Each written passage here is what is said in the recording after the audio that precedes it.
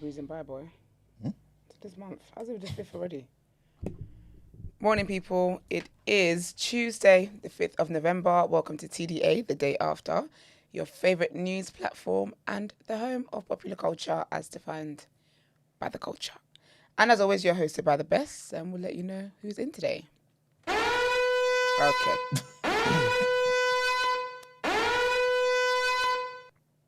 It's your boy, 6 foot plus of pure temptation, Big Moss from the east side of the bridge. Good morning, people. I love and hate that you just accepted the sound effects. You just let it play. You said, yeah, I know I am back. As always, your favourite shade queen, my own royalty. And they call me E-Man, the pro-black activist, TDA producer, and news analyst. Melanin jam-packed. That is right. Please say the jam-packed. Do you know what I tell you, E-Man? Oh, I didn't even like it because I was on the phone. I was distracted. I was crying at your hashtags. I'm going to tell you what the hashtags is since I'm here to like it and comment on it. E-Man posted a birthday picture yesterday. Obviously, praise God. I mean, it's a capital G, so I'm taking my God this time. It's great. E-Man hashtags. Follow me, please. Hashtag happy birthday. Hashtag another year. Hashtag thank you God. Hashtag I'm blessed. Hashtag black man. Hashtag black woman. Hashtag black child. Hashtag black family. Hashtag black beauty. Hashtag black brilliance. Hashtag black excellence. Hashtag black economics. Hashtag black empowerment. I'm only halfway. Hashtag strength in numbers. Hashtag all black everything. Hashtag melanin jam packed. Hashtag please say the jam packed. Hashtag right. Melanin. Hashtag melanin popping. Hashtag plant based. I'm not done. Hashtag plant-based diet, just in case you're confused what plant-based was. Hashtag vegan, hashtag healthy lifestyle, hashtag fitness, hashtag podcast, hashtag the day after, hashtag TDA, hashtag the new black. You forgot to do hashtag TNB. God damn it. Yeah, you think, yeah. I'm putting it in there. The police say jam pack took me out. I said, you know what, fair actually. That's true. Don't just say melanin. What does that mean? You know what I'm saying? We've all got a little bit. Got to say my surname. Word. How are you, Nick? How was your birthday? Yeah, it was right, man. It was good. I enjoyed myself, man. I can't complain. That's good. You know what I mean? Yeah, man. Love that. You don't think it was overkill with the hashtags? So Nah. you don't think? It was just right. Does it look like? It's like there's a lot of hashtags. Ain't the point of the hashtags to like... What is the point of the hashtags? To get reach and stuff? It's meant to, ideally, but I think now it's just... Well, E-Man's wanting not for reach. E-Man wants to get his views off his chest, clearly. He might be getting quotes next time he posts out. You don't even post like that. You post rarely, so I guess you got to cover all bases when you post. But usually it is for reach, though. Like on TikTok and stuff, you should hashtag concerning what topic area and whatnot. Let me see what verse you've gone with. Did Brent take these pictures? Yes. Oh, did he? Oh, okay. Yeah. And tag him. It's crazy. You think you know a person. Well, Max didn't need to know or see any tag in it. He knew. Yeah, it just speaks for itself. You know that's actually becoming Taser as well. Like when I see a picture, you know that he's okay. I mean, yeah, like before I see the name, you know, sometimes you just see a picture, you haven't seen who posted or whatever. I'm like, oh, okay, that looks like a picture Taser would take, and it is. Oh, okay, so you're clocking his style now. I'm clocking his style. Taser is. Now I want to be shot by Taser. No. I'm a Christian girl. But like, no, you know what? This is foolishness. Big up Taser. That was the whole point of it. Big up Taser. But yeah. Brent, how are you? I am blessed and highly favored. Thank you very much. Love that for you. So obviously, it was Iman's birthday yesterday. Absolutely was. And our favourite baker, Mel, sent him some cakes. What a babe. Look at all those cakes on that table What them there. treats, honey. All of them are for Iman. And then obviously, we can take some stuff as well. And Thank you very much. She also sent some extras. Ooh. Big up Mel. Are they all vegan? The extras, no. Oh, but all the other drinks are? Yes, because it's his birthday. No, But then Mel's cakes, though, the vegan ones don't taste like... They taste normal. Because you know my mum's wedding cake, so my mum put me in charge of cooking a wedding cake. I said, that's fine, I'm the perfect person. Obviously spoke to Mel and whatnot. Cool. Decided and style. Then I think she had like 2 tiers. I think it was 3 tiers. I made one of the days vegan because I knew that I know my mum, and I know that if I said vegan cake, she'd be like, no, But I said no because I know how Mel bakes, and I know you're not gonna be able to tell the difference. That was her favorite tea. It was the Biscoff one. It was her favorite one. And then when it all settled down, and I knew, and I'd heard the comments that stuck. Yep. I said, "You know that was vegan." She goes, "No, it wasn't." I said, I promise you. You see? It absolutely was. Because you know what's so funny? Mel's a professional. So she put the vegan sticker on it. So I accepted delivery. And I peeled it off. And I was like, yeah, see? I was like, it's vegan. And she's like, oh, wow, that was real. I said, I know. See? I know. I'm putting you onto good things. You're welcome. But anyway, you guys check out Mel. Yes. Is it .co, isn't it? Oh, yeah. Yeah. Big up Mel every single time. Thank you very much, guys. Thank you very much, Mel. You know what I'm saying? Thank you to the people that showed me love as well, man. But you have to ask for Mel when it is that you go on there, to be honest. Yeah, when you go to... Yeah. I mean, we don't want to give Mel more work because she's never running a business. Everyone can't ask for Mel. And I don't want everyone to ask for Mel, so Mel's fully booked to fill my orders. Yeah, for real, man. But no, if you want to experience what it is, because that last pumpkin thing she did, I was talking to them about it yesterday, and I couldn't believe it. Just couldn't believe it. I think I'm gonna order some for Christmas actually. But anyway, yeah, big up Mel. Every time. Every time. I keep hearing like a little glitch. Yeah, some static. Yeah, man. It's the haters, man. That's what they do. I don't know what it is. I don't know what it is.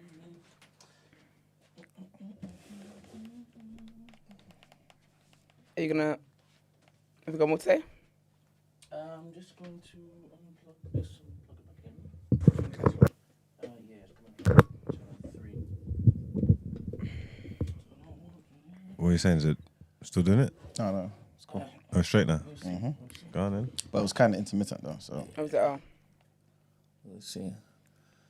All right. Yeah. All right. Let me plug a few events. Today, I think there are 2 more tickets left for Daryl Blake's and Blacklisted Book Club's event, and then we got Lauren Louise's event on when is it? 19th of November. Not too long to go now. Where's Lauren? She didn't come up here yet. Yeah. Should I stop promoting the stuff until she does? No, absolutely not. No, I just take things too that's far. where we were going. Yeah, she's not a hater, man. No, why did you take things too I extreme? thought that's the vibe we were on. Then I'm in a great mood today. Right. And I like Lauren, so. Yeah. Again, as per usual, I'm going to... Ooh, Scully's hosting. I did not know that. Every time someone says Scully, I think Top Boy. Oh, serious? Then I have to remember there's a real life Scully as well. I was like, who? Yeah, I love Scully. And the last one is Just for Men, I think. Stronger than before. Get your mind right. Get your diet right. All of that. That's November the 24th. Get your tickets here. All right.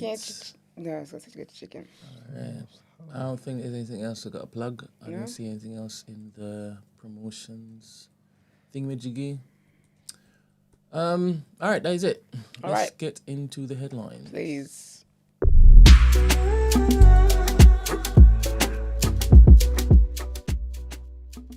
Guy Fawkes today, though. Who's that? No more. Is that it's not a public holiday. No one cares. Oh, I thought you said, who's that? I did say who's that. Oh. I know more Nigerian history than I need to know white people history. He ain't Nigerian, is he? Well, she is. It's a woman. Yes. Guy. Remember? Mark, you didn't remember Guy Fawkes? Oh, Yeah. yes. The legend. Big up Guy you, girl. Fawkes. That was a time in history, wasn't it? What was we arguing about? Rishi Sunak and them, man. Yeah, something like that, man. Something like that. There actually should be a diary of all these women today because there's been so many things on air and off air. That was a tricky time around that time. There's a lot of off air things going on as well. That was a very tricky time. Very great. All right, people. So our first set of headlines. Keir Starmer said yesterday that the UK should take charge of future Europe-wide investigations into people smuggling gangs as it seeks a new security deal with EU countries.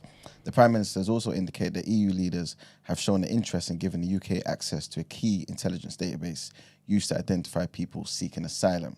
His comments, made at Interpol Annual General Assembly in Glasgow, comes days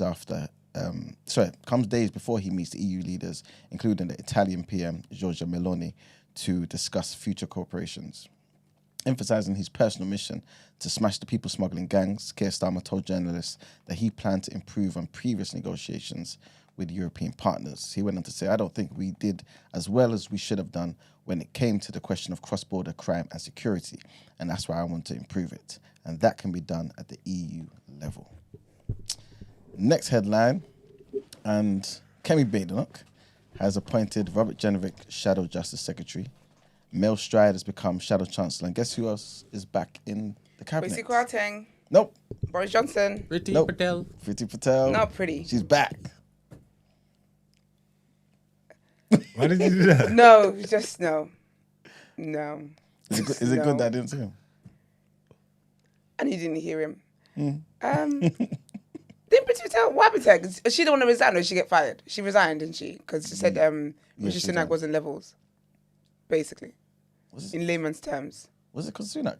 Was it her? She She said, resigned with or was Boris. it Suella Braverman? One of them wrote a letter, a whole Oh, that's letter. Braverman, yeah, that's Braverman. Oh, that's Braverman. Hater. So what was what's Priti's story then? Did it sound like I was trying to mimic No, her no, no. accent? Well, it did. It did it. I just said it in a high-pitched voice. Oh, Priti is it? Patel. Okay. That's Okay, how I fair said enough it. then. Okay, I'm glad you clarified that actually. Yeah, I was just wondering why are you looking at me like that? I'm glad you clarified that because you would have got. Yeah, rightfully so. I would have gotten cooked. But I Absolutely. just raised my voice. Okay, fair enough. If I haven't heard you in the raised voice. Well, she's back. She's going to be the shadow. Well, she is the shadow foreign secretary, and now pretty much she's putting together. Was it the illegal emails or something? No, that's There was- Braverman. So It's all Braverman. But what was Priti? What did Priti Priti do? was Nah, the she first did one with bad. the Don't do Rwanda. that. What? Pretty? Priti did bad. Yeah, she did the No, why Rwanda did she scheme. leave though? What But was it she that made her left. left? She set a pace with racism. No, she left. I think she left when Boris left. Really? I've heard Yeah, I think Priti so. during. Have I No, not heard? because you remember certain people left. Rishi left, Priti left, and then that's when Boris then resigned.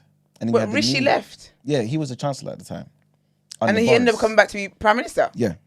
Well, in that grass the grey story. Interesting. Yeah, that's what happened.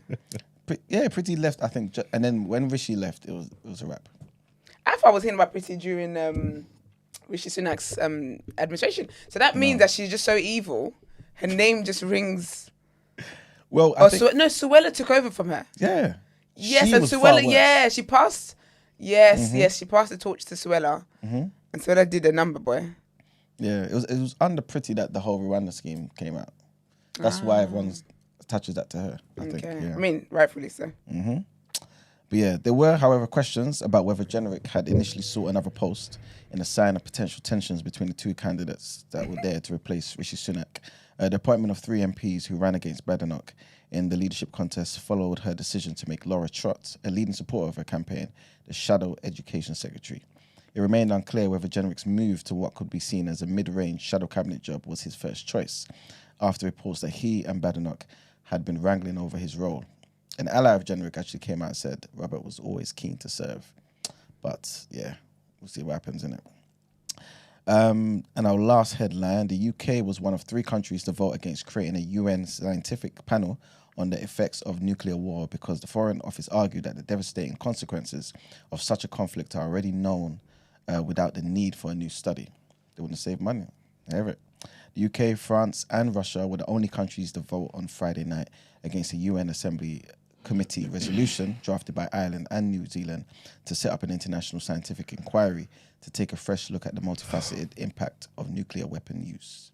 Backers of the motion said that the last such UN study had been carried out towards the end of the Cold War and that a lot has changed since then in geopolitics and in science. A total of 144 UN member states voted for the resolution and 30 abstained, including the US. North Korea had been expected to vote no, but they abstained. And in another surprise, China voted for the proposal, the only nuclear-armed state to do so. as did 8 NATO allies. The resolution will now go to the full General Assembly for a final vote. And that's it for our headlines. All right, let's get into what you're saying. Topic of the day. Yeah, it came back. What's glitching? Static. Ah. And was it yours? Go ahead, the mic. I take mine out?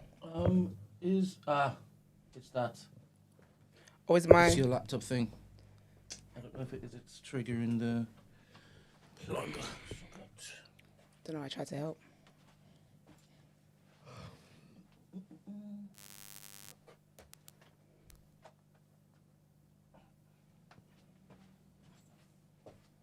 Sorry, y'all. Technical issues this morning. Let's see. Is it okay now? We'll see. Oh, okay. All right.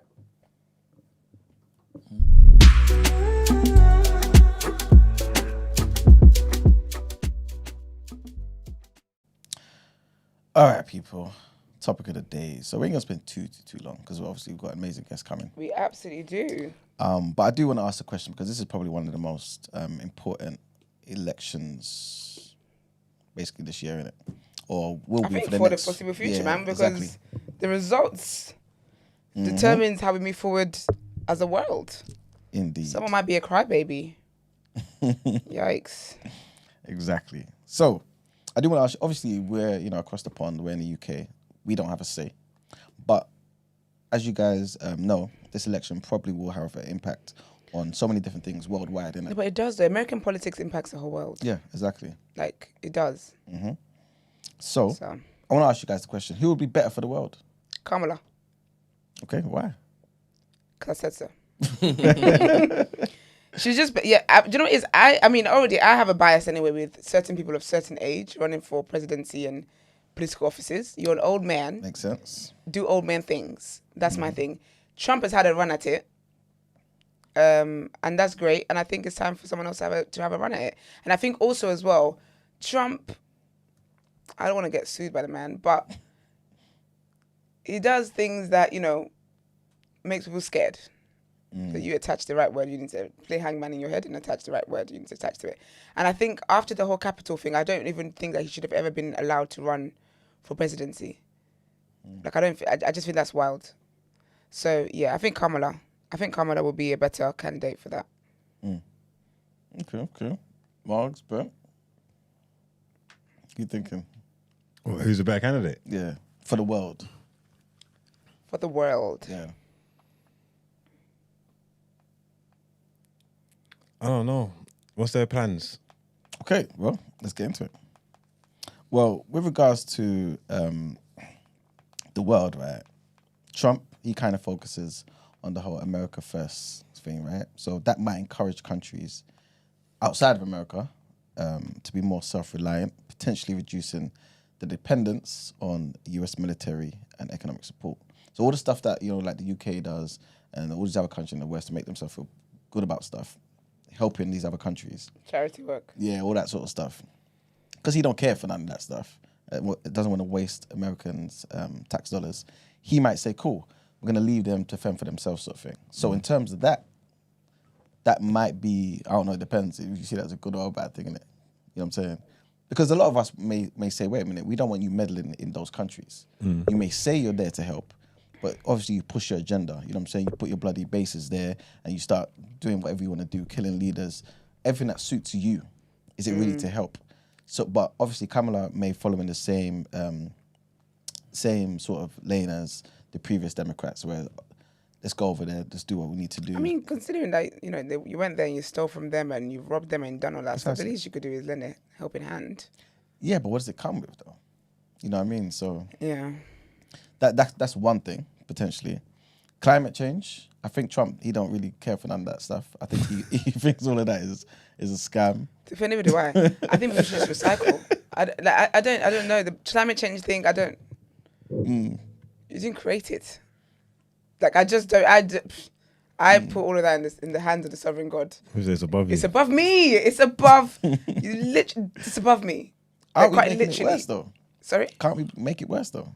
We can, but that's not going to... It's not avoidable.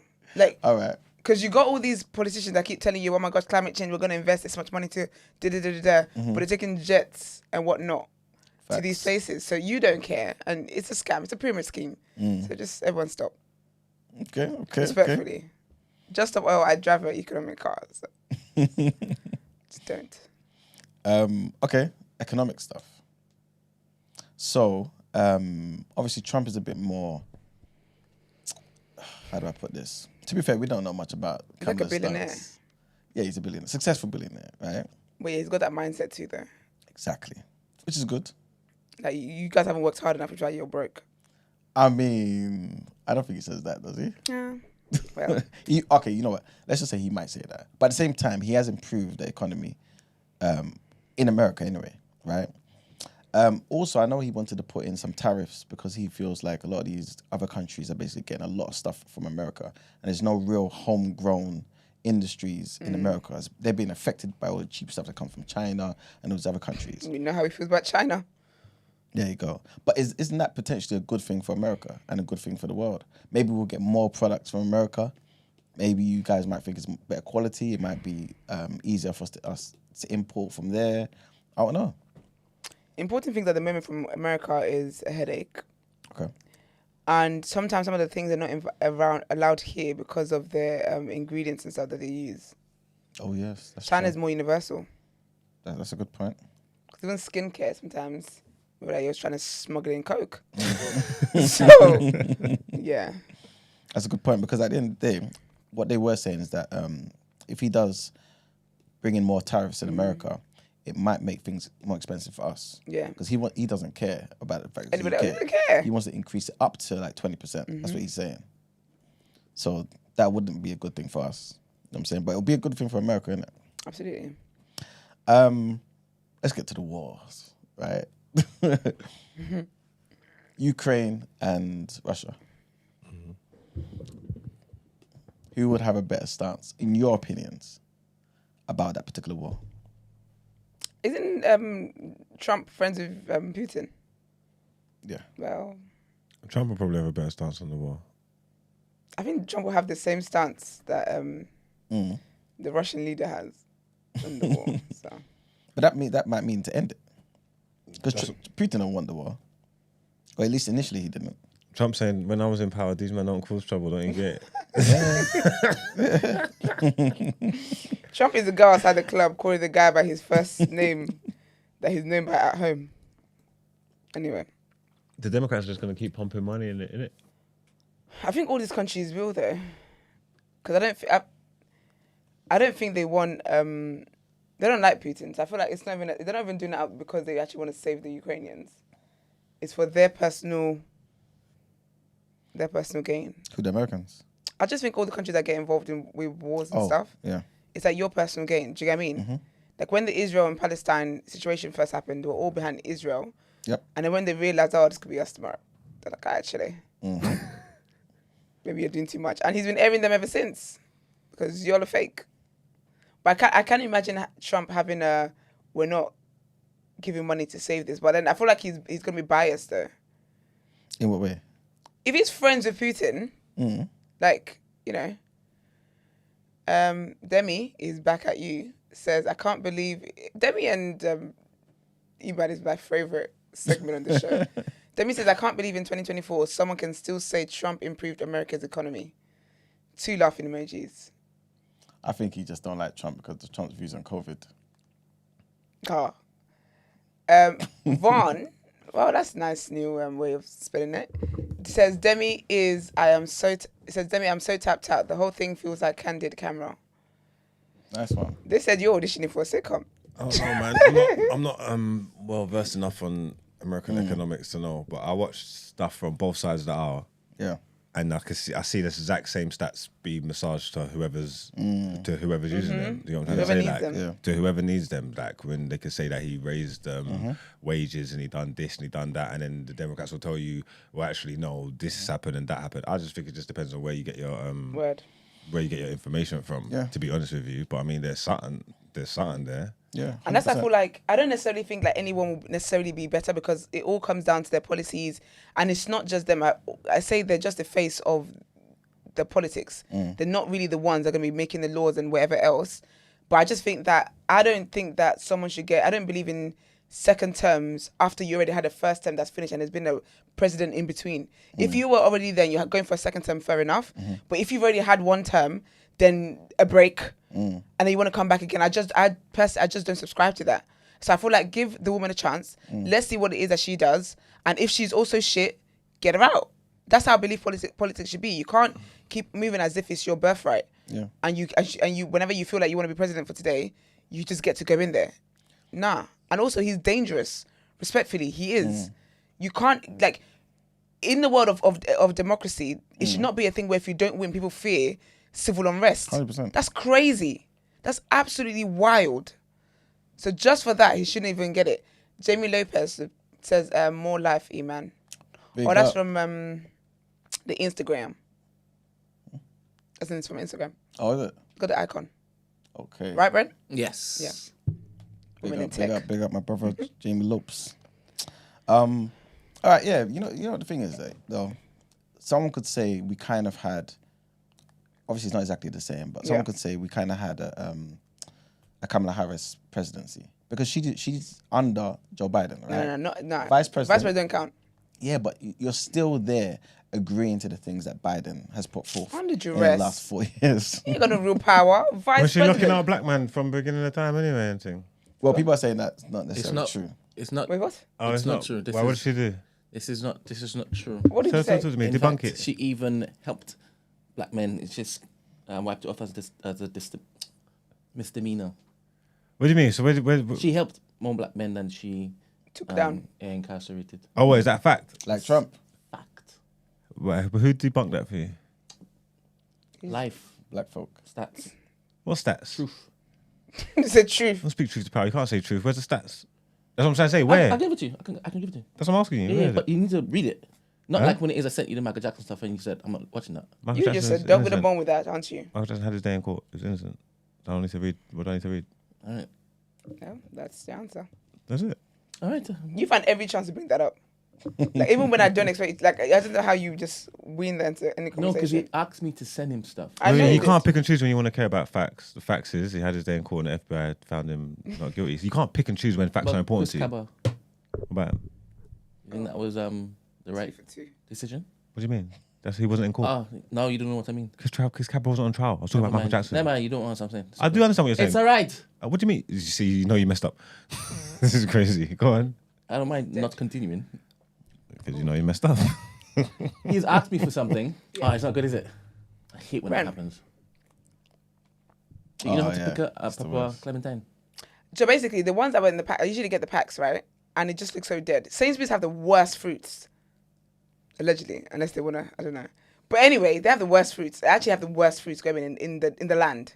But I had no choice because Tesco's not open. So I decided to get a single instead. And I thought I gauged it because it looks very ripe and nice outside. Alas. Sorry about that. It's gonna ruin my morning. But go on, what were you going to say? I don't know. If he's asked me for something, I had to basically find Just out. make if sure he's that gonna do the he's same gonna thing read again. it. I don't want to waste my WhatsApp. Precious I mean, time. right now, I've sent him a message. He hasn't opened it.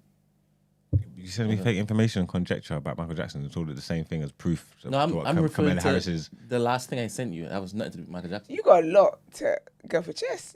I mean, he hasn't been This here for a started week. with one thing and you've mentioned He three hasn't other been here for a separate week, things. innit? And he keeps on popping you off. miss him? I don't know why. Do you know? And he gave you a hug this morning. No, I'm right. Do you know? He gave me a hug. Yeah. So that should have settled all scores. Really? Yes. How many hugs has he ever given you? He ain't messaged me. That's your first one. Yeah, I didn't know you were gonna take it. So you lied? Yeah, he's just lying. No. How can you lie like that? He's just saying stuff. With his phone in his hand? No, you're a criminal. How can you lie like that? What was my last message? I messaged you. What was it? Did he hate you? He just hope he did. you just reacted, thumbed up it. What was it? You didn't get it? I don't know. I can't believe you lie like this.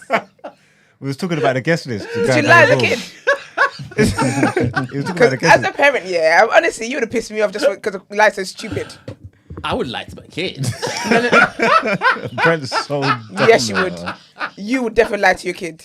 You 100% you're lying to your kids. I believe that Imam has lied to his kid before. You have to lie to kids Max has anyway. lied to his kid before. No, but I said, did you lie as a kid? Oh. Because your lies would have been... Every child lied. Yeah, but if I was your parent, you wind me up. No, I wasn't arguing with my parents. Is that what you said? I said, if I was your parent, you would wind me up. Take me there. If you lied to me and I was your parent, it would wind me up because your lies are so ridiculous. Like what? When it is that they come home and then they ask, were you watching TV? And I say no. But the TV's on and the remote's in your hand.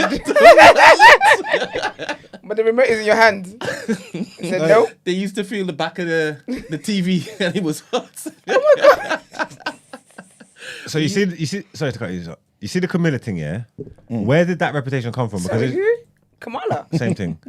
Yeah, because the reputation happened from before she was going for president, yeah? So who spreaded all them lies about her? Why do I think that she was on the other side? Sending black man down? Propaganda. Yeah, I'm saying that was before. She's had a reputation before she was going for president. So I ask, what I'm saying is, why do I think this? If you're telling me it's not true and all that.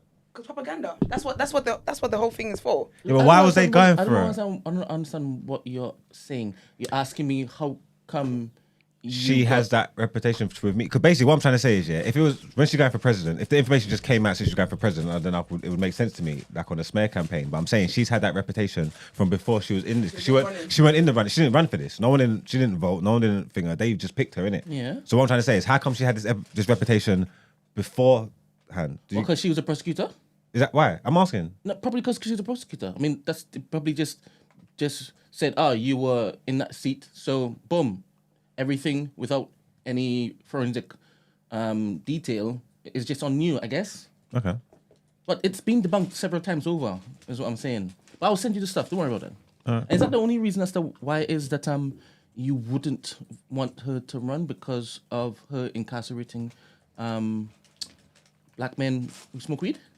Maybe I've just never liked that woman from before. I've never, for whatever reason, I don't know what it is. It must be because she basically just panders to whoever has the vote. Could be just whatever her reputation is. Like I said, she in my eyes, she doesn't really have a good reputation. So I was trying to understand why was it like that before. Obviously, once the running smear campaigns are going to happen, it would make perfect sense to me. But I'm saying, why is PR and that so bad beforehand? I would assume that there must be truth to it. But if you're saying it's all debunked, then but she did run before, innit? Has she? Yeah, she was running before, and then she just dropped out. Oh, so maybe all the stuff came up then. Yeah. And it just continued. Okay, fair enough. That makes sense then. Sorry. That's all right. Brent, there's 2 clips I put in the doc, if you don't mind playing. All right. And it speaks to basically what Trump did in the economy versus Obama and that. Because obviously that was when he came in basically after Obama. So yeah, this is why obviously people have the view they do about the economy.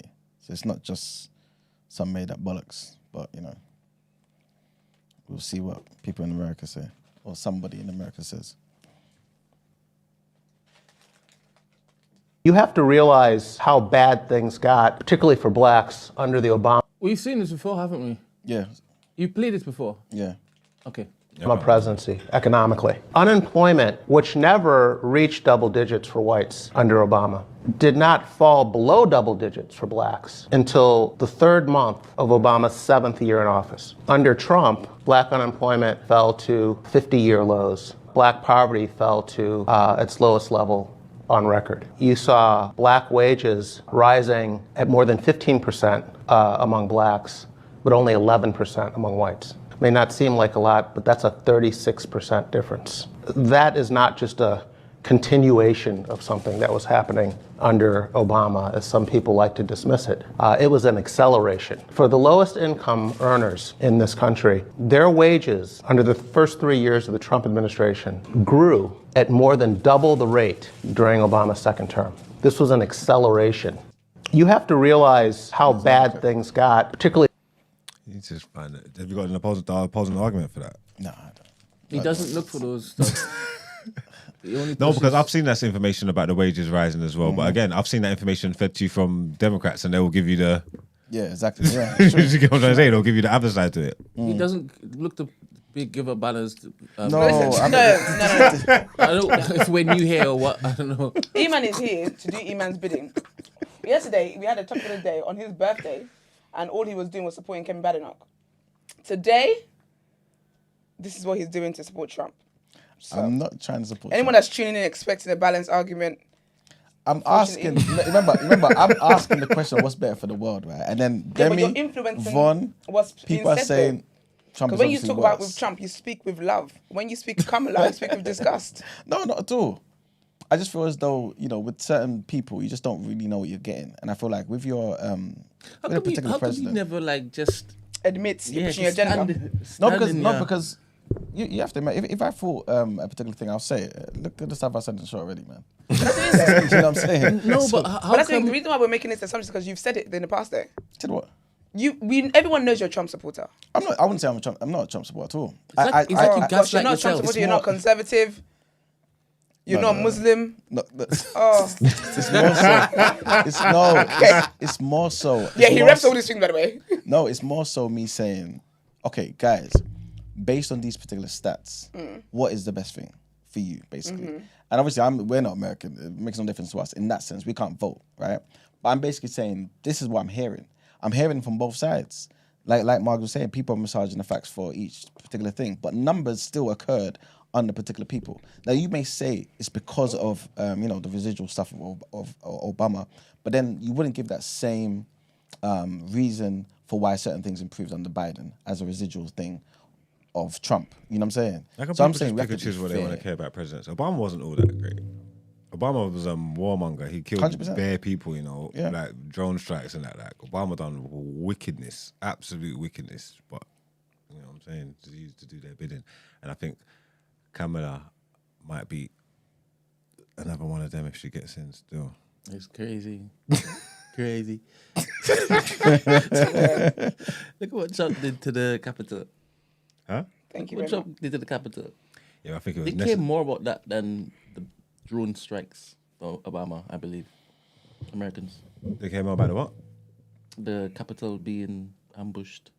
Yeah, no, that's true. But then you got to remember, half the country are with him. Yeah.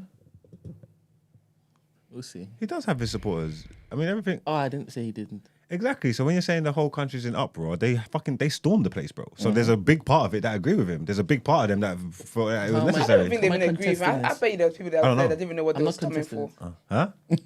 So I bet you there were people that were there that didn't even know what the riot was about. They just like chaos. Human beings like problems. They like chaos. I don't think every single person in there was a Trump supporter. I actually don't believe every single person in there. I think people just thought, oh, we're going to fight. I'm a little frustrated. Let's go.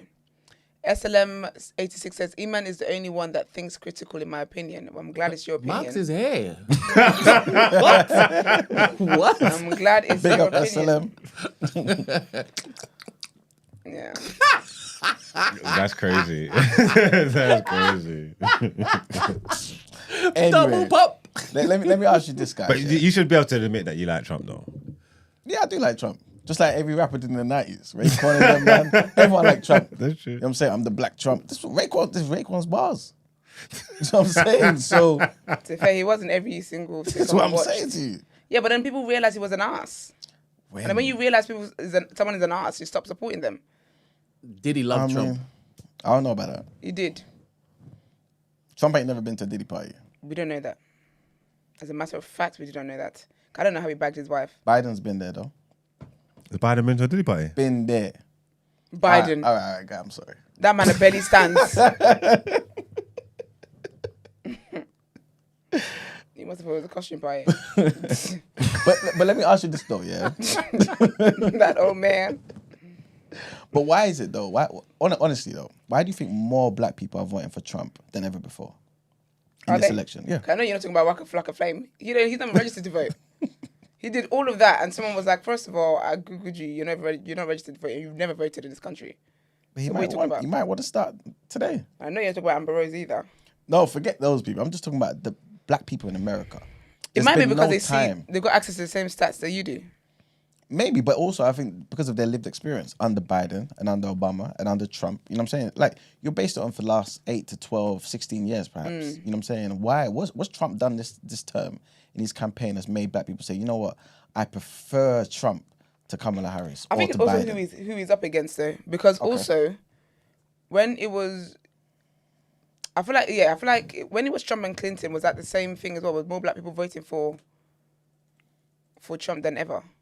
I honestly feel like what's unfortunately muddied the waters is this whole propaganda about Kamala not being black. And I feel like that's really what... Do you see her as really black? taking the whole thing. Huh? Do you see her as black? Yeah, she says she's black. She's black. And she also says she's Indian. Yeah, and she's Indian too. Oh, she's everything. If you're a mixed person, you have black heritage and you have the other heritage from wherever you're from. I can't deny you of your blackness. Just because you don't look like my kind of black, or you don't look like the black I think you should look like. We've had topics of the day on this subject is our mixed people black, and I don't know what consensus we came to, but I've always maintained that they are black. You can't deny someone of their heritage just because you feel away. You feel like they don't look how you look. Well, there you go, kissing on the cheek. That's fake, man. They're really kissing on the lips. That's fake, man. Looks about right. They've got the tan color, right?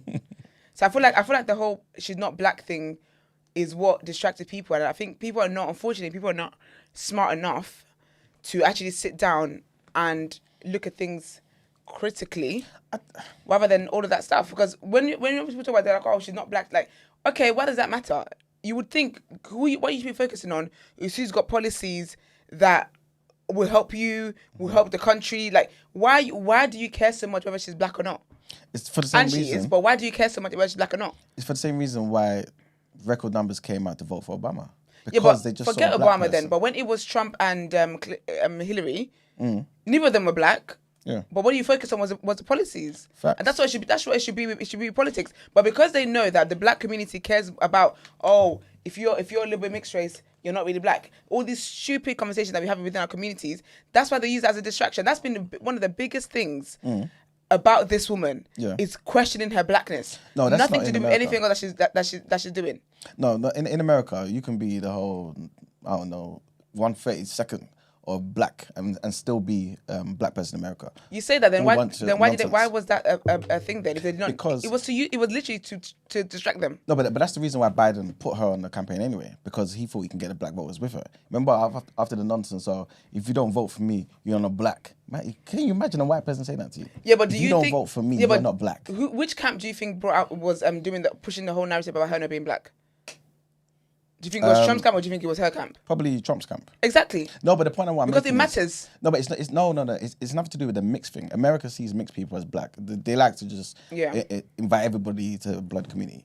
But it's more so about the fact that the so-called black that's in her isn't black. It's more so that it's Indian. Mm-hmm. This is what the what do you call it? The conspiracy is. Yeah. That there is no black in her at all. Mm-hmm. Not that she's mixed. If she's mixed with a bit of black, they would just say she's black. But they're saying that the mix isn't black, it's Indian. Who's they? But certain people on the right, innit?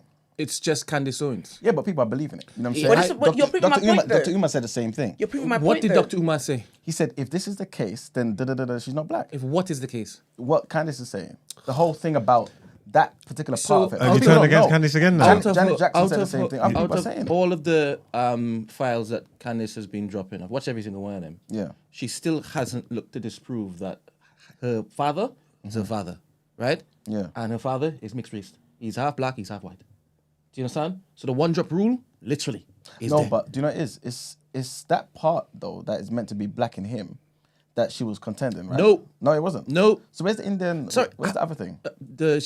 She basically used her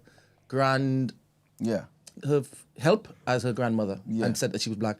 Now, she'd been lying, 100%. And I think that's why it is that Kamala Harris. Kamala Harris has been lying. Because they tried to run with that whole black thing, right? Mm-hmm. And once is that the news started picking up that she lied in a book, that's when it is they stopped basically pushing that, right?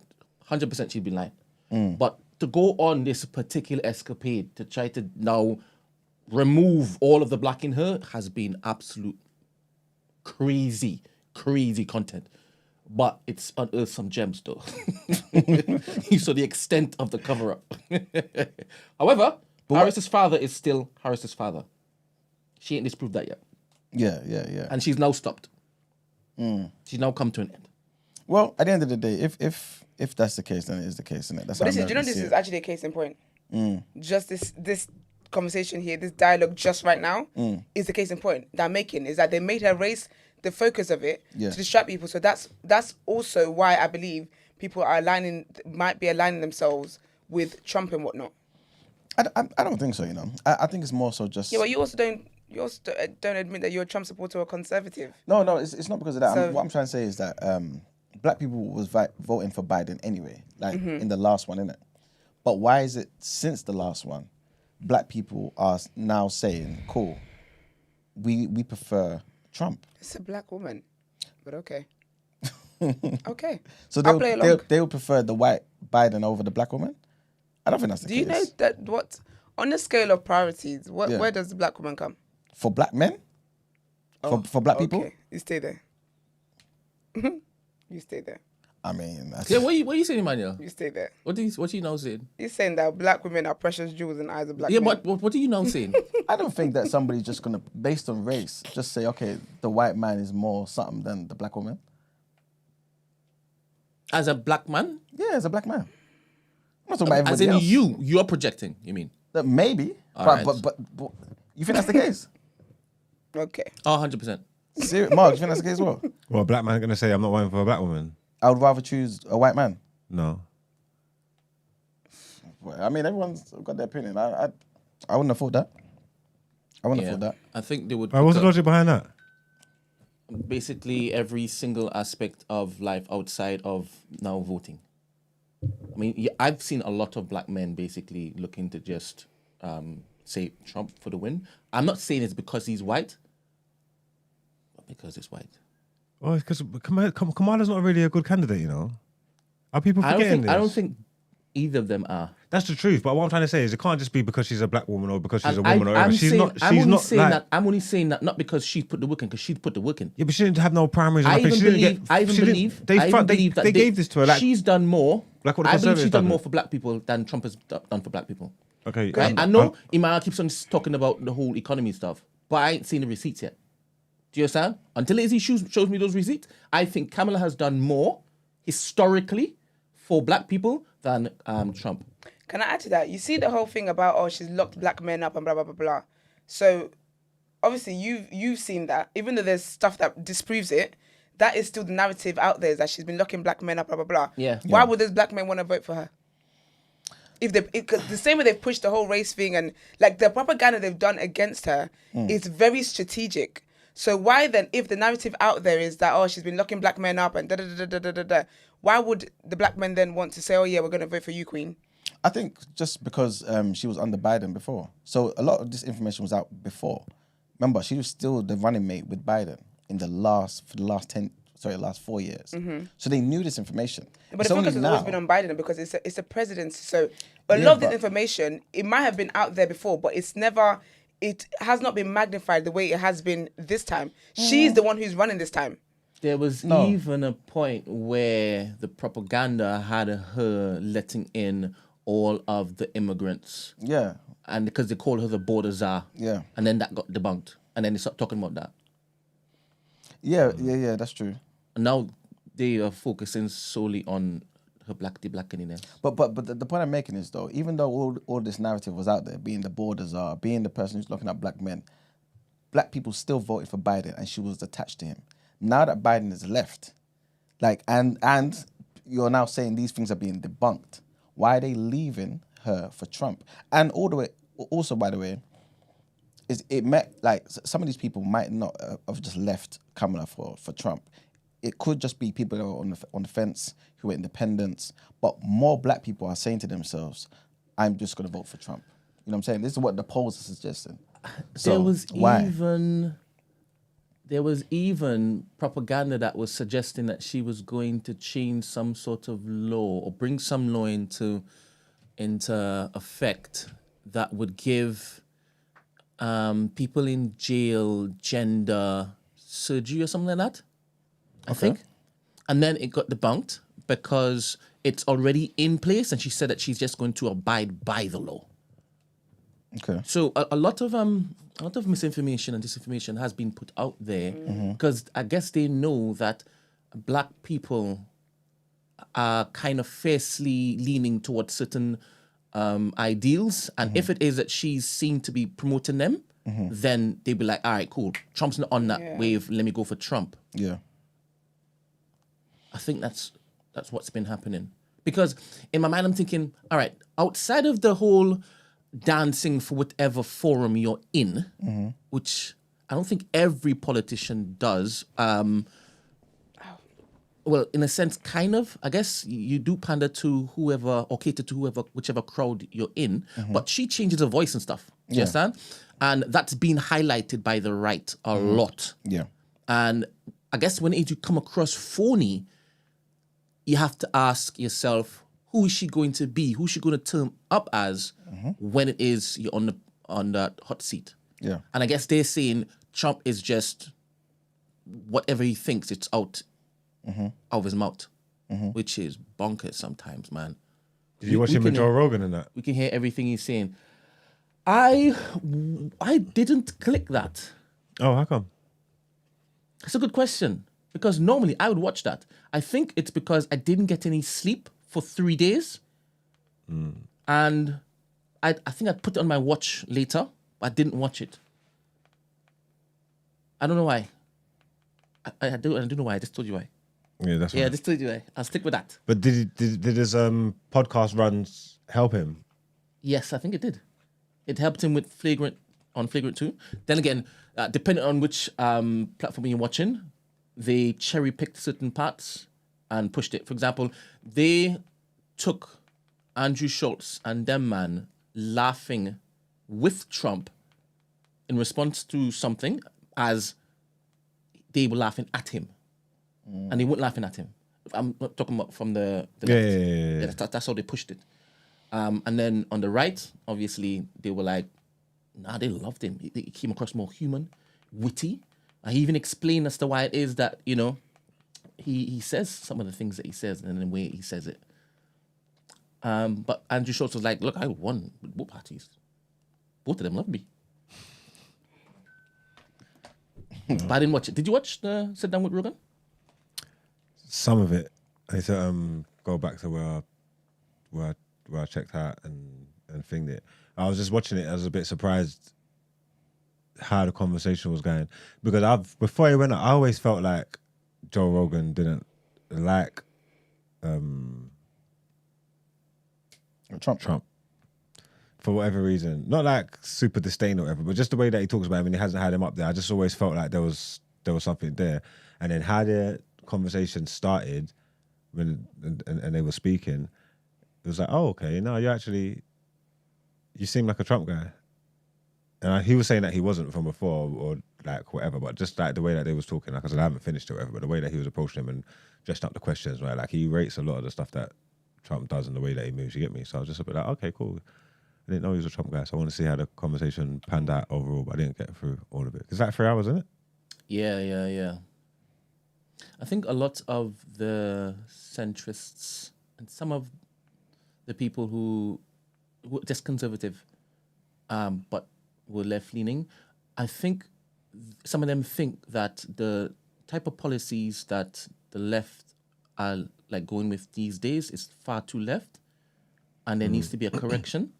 And what they're saying is with Homegirl, I see Joel Roth saying, that must have been after the fact, saying that Kamala and that it's too like polished and fake and phony. You don't get to see the real person. Like you don't know who these people are. And I think they're saying that's why people are relating to Trump more, because whether you agree with the stuff that he says or not, you could tell that like he's saying it, like he's being himself in it, and you can get to see that and sit down for 3 hours and have the conversation. And there's people on the other side saying like Kamala couldn't even do that or wouldn't do that because she'll kill herself, because after 3 hours you'll see that she ain't got nothing about her.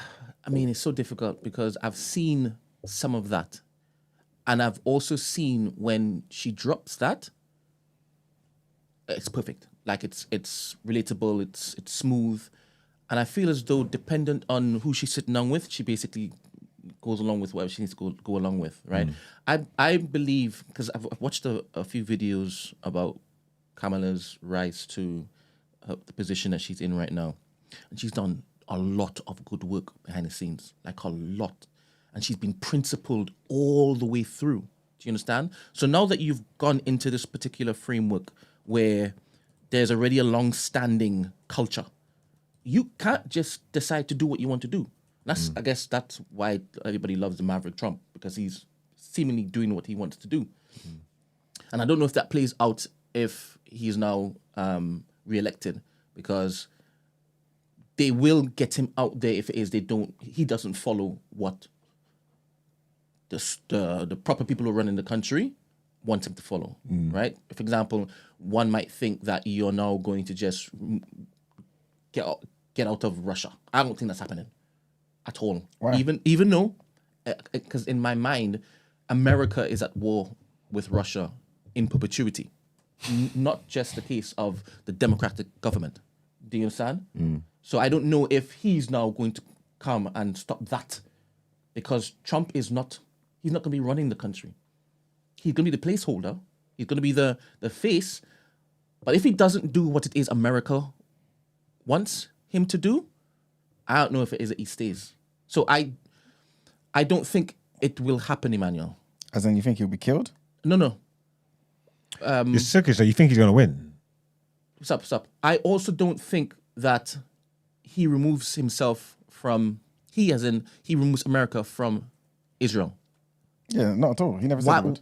Okay, so you're definitely saying he's for whatever's happening over there in Israel. Yeah, both sides are for Israel. Okay. Yeah, but you don't think both sides are for the war in Ukraine? Absolutely not. Interesting. Absolutely not. Kamala and the Democrats want to continue that bogus nonsense. Putin was minding his business and had been minding his business for years. Trump don't want none of that. Trump said, day one, I'm going in there. I'm talking to the guy. This is done. He's not going to keep funding the Ukrainians. Yeah, I don't know if I agree with you. I think he'll stop it. I agree with you. I think he'll stop it. I think he will So stop it. the Republicans have been contesting this war from the jump in Congress? I'm not saying the Republicans. Trump has, though. No, but okay, never mind. Trump is not going to continue I'm funding that talking war. about the party he's representing. Yeah, I know. But I can't really speak for them as a whole. But I do know that Trump has been very vocal many a times, saying that under me, that war is done. It's done. I don't have much knowledge about this, so I don't know why I'm going back and forth with you.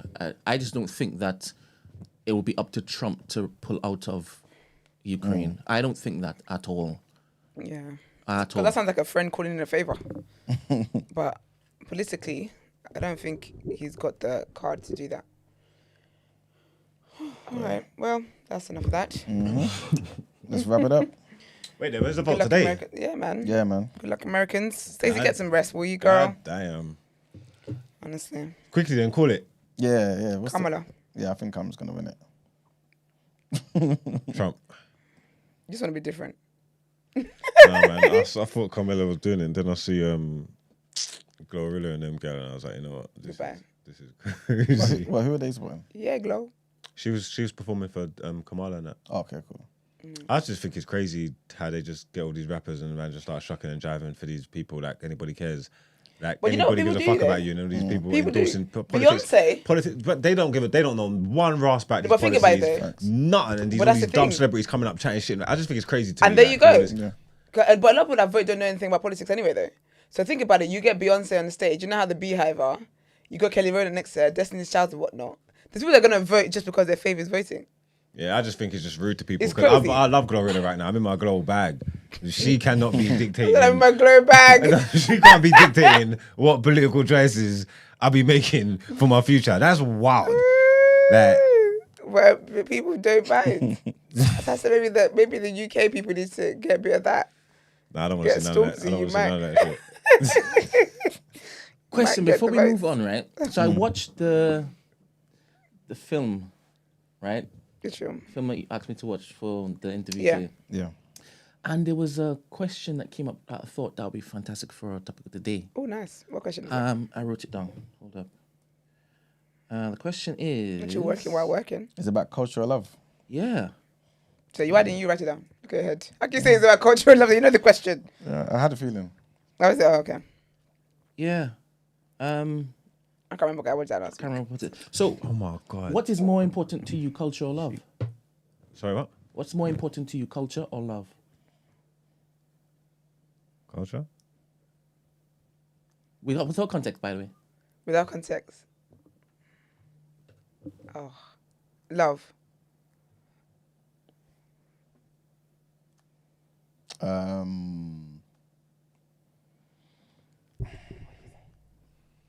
Did you see Cardi B? Culture, man. Culture is love, man. Put the screen crash. She not what she was doing.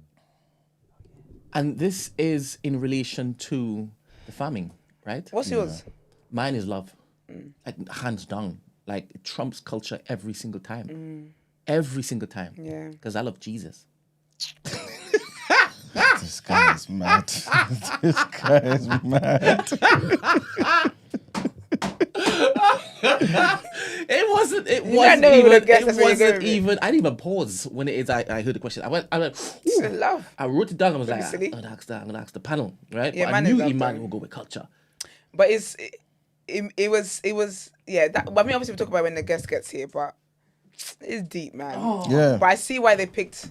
Like I could have guessed who would pick what based on the stories I'd heard about them. Yeah. Cause damn. Yeah. I hear it, to be fair. I Yeah. really do, man. Who's our guest? A director of what's the show called again? White Nanny Black Child. White Nanny Black Child. Missed that one. It's really Is the topic really of good. the So interesting. title of that could easily have been that question, man. Yeah. Yeah. Powerful. We might have to delve into it one day. You know what I mean? But I guess rarely in any circumstance is one exclusive from the other. You know what I mean? Why does the culture have to be completely void of love, and why does love have to be void of culture? You know what I mean? That depends who you're with. Yeah, it's true. But you know, I guess in They're that particular uncultured. sense, though, in that context, though, Yeah. it was kind of exclusive. But I think it's like, of course, the way I see it is that I can shape my love to be whatever it is that I want it to be. I can't shape my culture to be whatever it is that I want it to be. I don't have a say in what culture is. I can choose what parts of culture I want to adopt, but in terms of what the culture is, I can't shape that. And sometimes culture brings oppression, but the love I am single-handedly, that I'm involved in shaping, I can ensure that it never brings me oppression. So, Okay. I've been I hear deep it. these days. Oh, I hear it. gosh. What a girl. Anyway, y'all, we'll be talking to our guests very soon. Let's get into more headlines. All right, let me just read the results of the poll. The question that was put to the chat box was, what are we saying? What we saying? Who would be better for the world? Harris for the win with 68% and Trump baby 31%. Interesting. Sorry, bro. Okay, sorry, bro. I'm not getting paid by Trump. If You I sure? was, it'd be very You different. sure? I think this be a new rule. You know how you have to hashtag ads on Instagram? I think you have to say it these days because you getting paid by a few sides. Nah, man. But yes, let's wrap it up, man. All the best to America, man, because obviously all man. of us depend on it. to Love be and fair. light in that. Choose correctly, guys. Oh, last thing I will say, I do feel like Trump threw away the Puerto Rican votes, though. Just the Puerto Rican votes with that comment. Yeah. Not comment, That he was- didn't make Is that that the comment, Haitian did that he? eat dogs thing? No. Oh, he threw those forgot votes away as about- well. Yeah. He did through Ray. How many He's Haitians are thrown. voting, though? Huh? It don't matter. In this situation, you need every last vote. Yeah, but Every last vote. the Puerto Rican one was wild. Yeah, but he said that about the Mexicans. That's like, he doesn't talk about Sorry, ethnics. what did he say about the Puerto Ricans? No, he didn't. It's the comedian that was there. All right, Yeah, he did okay. it. But the guy, it just didn't seem right, man. Because obviously, when I've seen the clip, I didn't know this guy was a comedian. And my Did we mouth play the was clip? open. I can't remember what he said. No, I couldn't even find it. No, but that's his shtick. That's his Was style. saying offensive stuff like that. Yeah. Oh, But it wasn't funny though, was it? it was diabolical. And it was in the wrong environment. Oh, I want to look for it. What is it? Okay, let me I'll try and find it. Because that's the because you know people try to be offensive and they're like, oh my gosh, I'm just offensive, I'm funny, but you're not. That you're just offensive, you're not funny. Hardly anyone And- can be both. For UK, I think Kamala is going to be better. Brent says for UK, he believes Kamala is going to be better. Definitely. Definitely. Okay, we shall see. Why? It should be interesting, man. We shall see. All right, more headlines, please. Let's do it.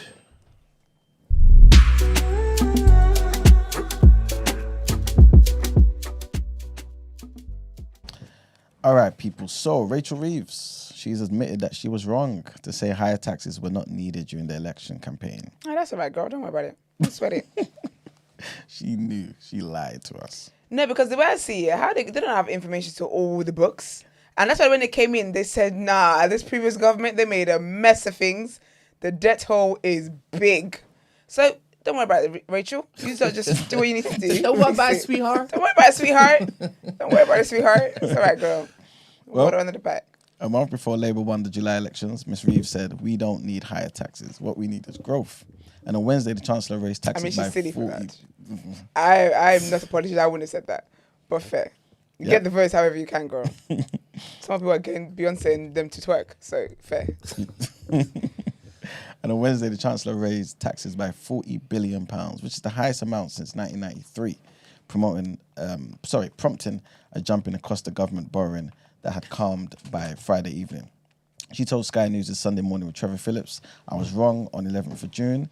I didn't know everything because when I arrived at the Treasury on July 5th, so just under a month after I said those words, I was taken into a room by the senior officials at the Treasury and they set out the huge black hole in the public finances beyond which anybody knew about at the time of the general election." She also accused the previous government of having hid it from the country. They hid it from Parliament and indeed they hid it from the official independent forecaster, the OBR. I was right. How would she have known? You've been speaking to her. And to be honest, That's what you said. that's what she's been saying on camera. Exactly. But Ezra didn't see that clip, so she would know. Who said? I thought you talked about Rachel on camera, not me. No, but that's what she's been saying. Like, Oh, Rachel? she did. Yeah, I don't know who They Rachel hid is. everything, basically. I could walk past, I wouldn't know things. So I just guessed. I assumed, and I was right. Well, obviously, everyone wasn't really happy about the budget, right? But let me add something else into it. So, university tuition fees in England will now increase for the first time in 8 years. This is what the Education Secretary has announced. Fees have been frozen at an annual level of $9,250 since 2017. Yep. And the Education Secretary, Bridget Phillipson, said that the maximum cap will now rise in line with inflation from April next year. So that will increase the cost of tuition to £9,535 next year, which is a rise of £285. Does it make sense to you? If everything else is rising in line with inflation, does that make sense to you? Seeing as universities are now forced to treat themselves like businesses. How else are they going to get like the P's to run themselves? I don't know, man. I don't know, to be fair. I just feel like it's one of those things where it's like, I don't know, we're just dealing with this after the fact. Innit? Like, none of this didn't have to happen. None of this had to happen. Yeah. Inflation could have been controlled. We have to blame everything. the people that was in power for 14 years. Yeah, maybe so, but tuition thing, fees, like- leave the tuition fees at least. Leave it. You know what I mean? You can't expect these people to come in there and then, make miracles. Yeah, it's just not Especially seeing as these education bodies are they're on their own manual. Word. Okay. Well, she did not confirm if fees would rise in future years, leaving students in the dark. And universities have been lobbying for fees to rise by inflation each year. So this is what they wanted. So if this went according to the plan of the university before, when we had inflation at 11%, this would have gone up 11%, right? Which is crazy. Ms. Phillipson also announced a rise in maximum maintenance laws so that they will now increase in line with inflation, giving an increase of £414 a year to help students with living costs. The Education Secretary tried to ward off panic from students concerned about paying more each month by saying, "I want to reassure students already at university, when you start repaying your loan, you will not see higher monthly repayments as a result of these changes to fee and maintenance loans." And our last headline is about Elon Musk and his political group and how they can keep awarding the $1 million to voters in swing states. And we spoke about this the other day. The giveaway by Mr. Musk's America PAC is set to end on Tuesday, today, and the final recipient has already been determined. In a surprising turn, the lawyer revealed that people receiving the money have not been chosen randomly in a lottery-style contest, as many believed. They were selected by the group. So the Philadelphia District Attorney, Lawrence Krasner, had sued to stop what he called an illegal lottery after Musk announced that he would give the money to one voter in a swing state each day until Election Day. And that is it for our headlines. Time to pay the bills. All right, let's get somewhere on the road.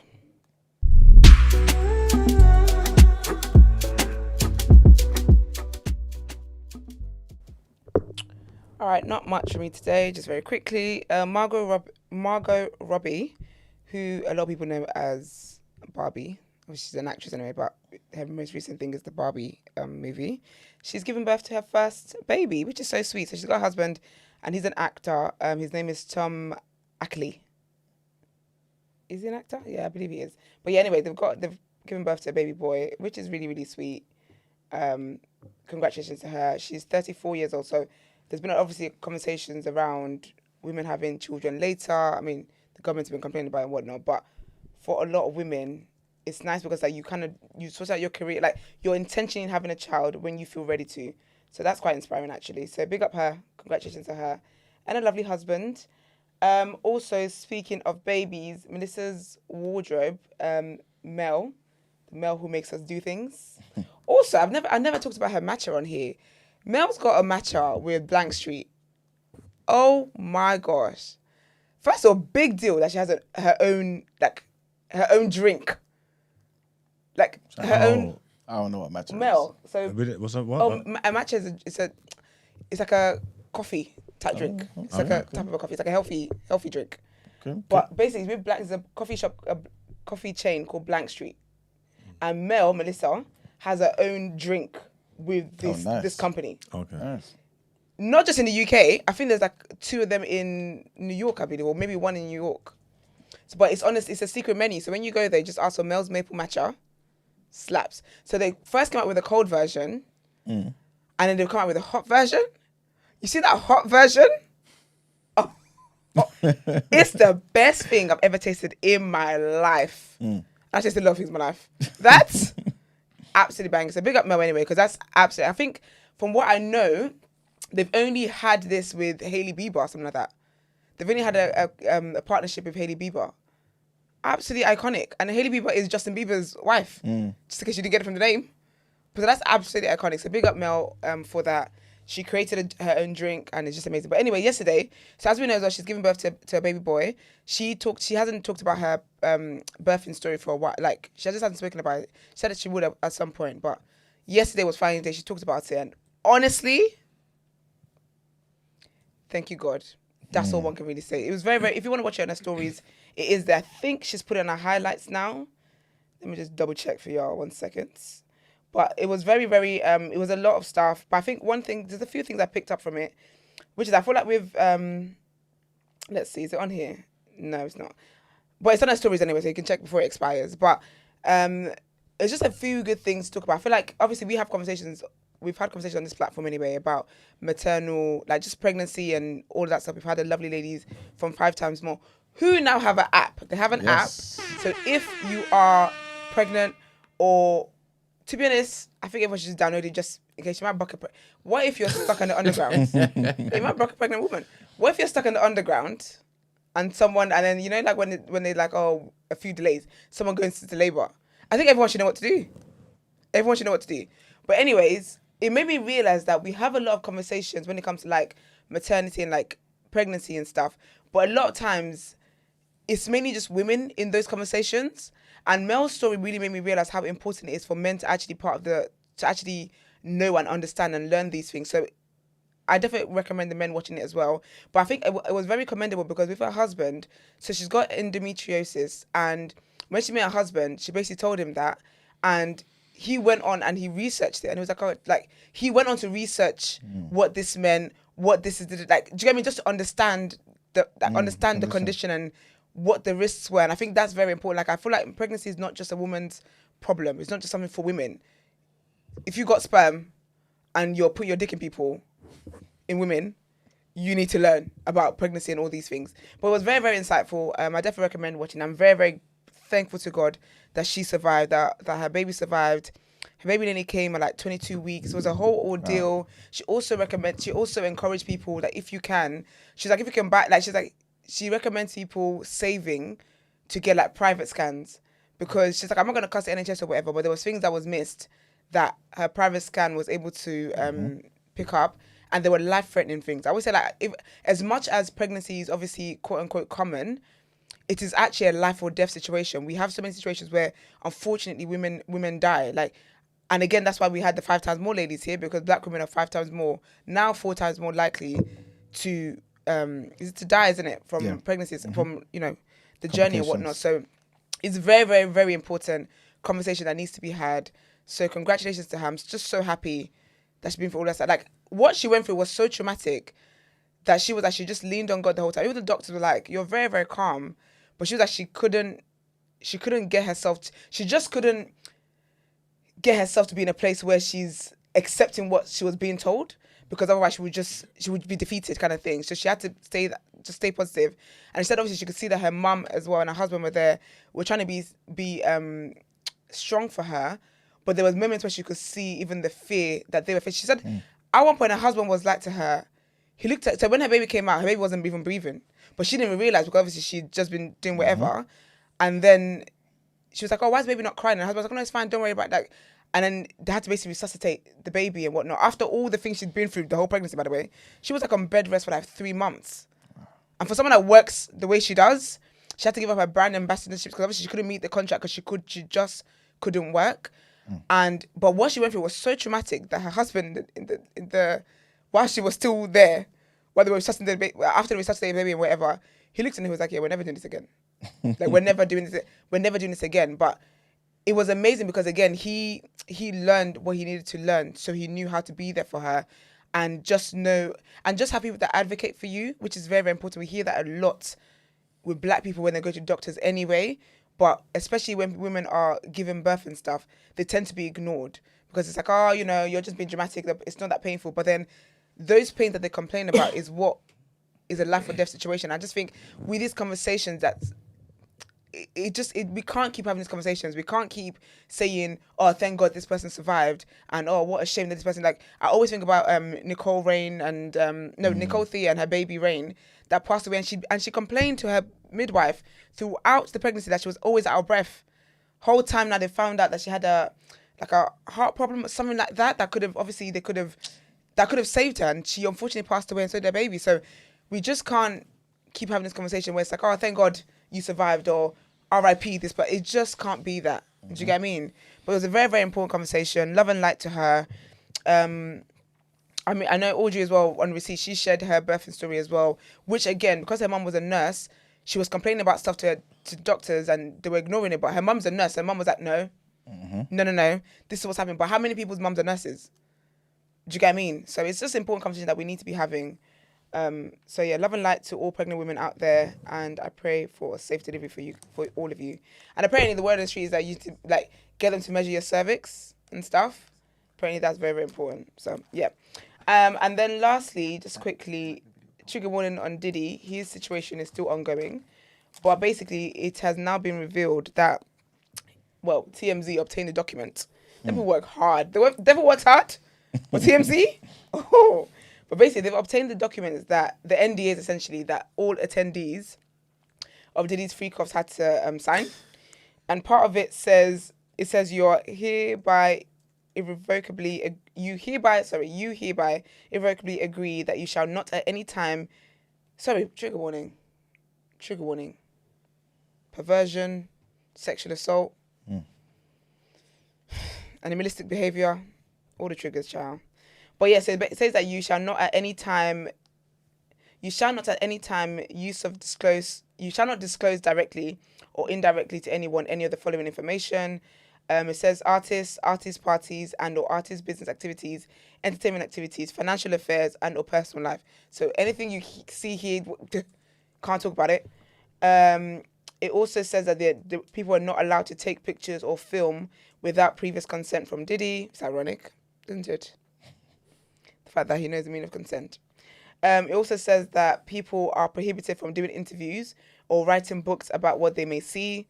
And the agreement lasts for 70 years, obviously after you signed it, and also, or the life of the artist plus 20 years after their death. So essentially, if none of this ever came out, he was never really gonna, like, who was ever gonna speak? Do you know what I mean? So yeah, but as everyone knows anyway, Diddy is currently facing 24 civil lawsuits, and he's got a criminal case in New York, and it's a whole sex trafficking, racketeering, conspiracy, and transportation to engage in prostitution. Those are his charges. He's currently waiting for his next court date is December the 18th, basically, and the trial is set to start on the 5th of May next year. So if he doesn't get bail, he's sitting there thinking about what he's done. And that's my favourite song. I hope he gets sitting there and think about what he's done. But yeah, that's it. That is it. Should we get into our interview? Let's do it. You still haven't making bill? Have what? You still have him making bail? Is he in I feel prison? like he's going to make bail. I think he will. When did he get arrested? September 16th. Oh, wait, he's been in prison since then? Yeah. Okay. Yeah. I thought he was in his yard. And I only know that day because of the research. I don't know that day because it's in my calendar or anything like that. But yeah. So it's, yeah. I mean, this is going to be his third one, isn't it? What attempt? Yeah. Yeah, I Is think so. this third or second? A third. No, third. I think it's a third because they're trying to, get a new judge and whatever. I think he's going to get bail. He's offering the same amount though, right? 50 mil. Yeah, but they're also trying to do conspiracy things like, the prosecution didn't do this, and they're trying to poke holes at stuff. I think he might. I think it should have just been a no then ever since, but we'll see. We'll see what happens anyway. It's crazy. But yeah.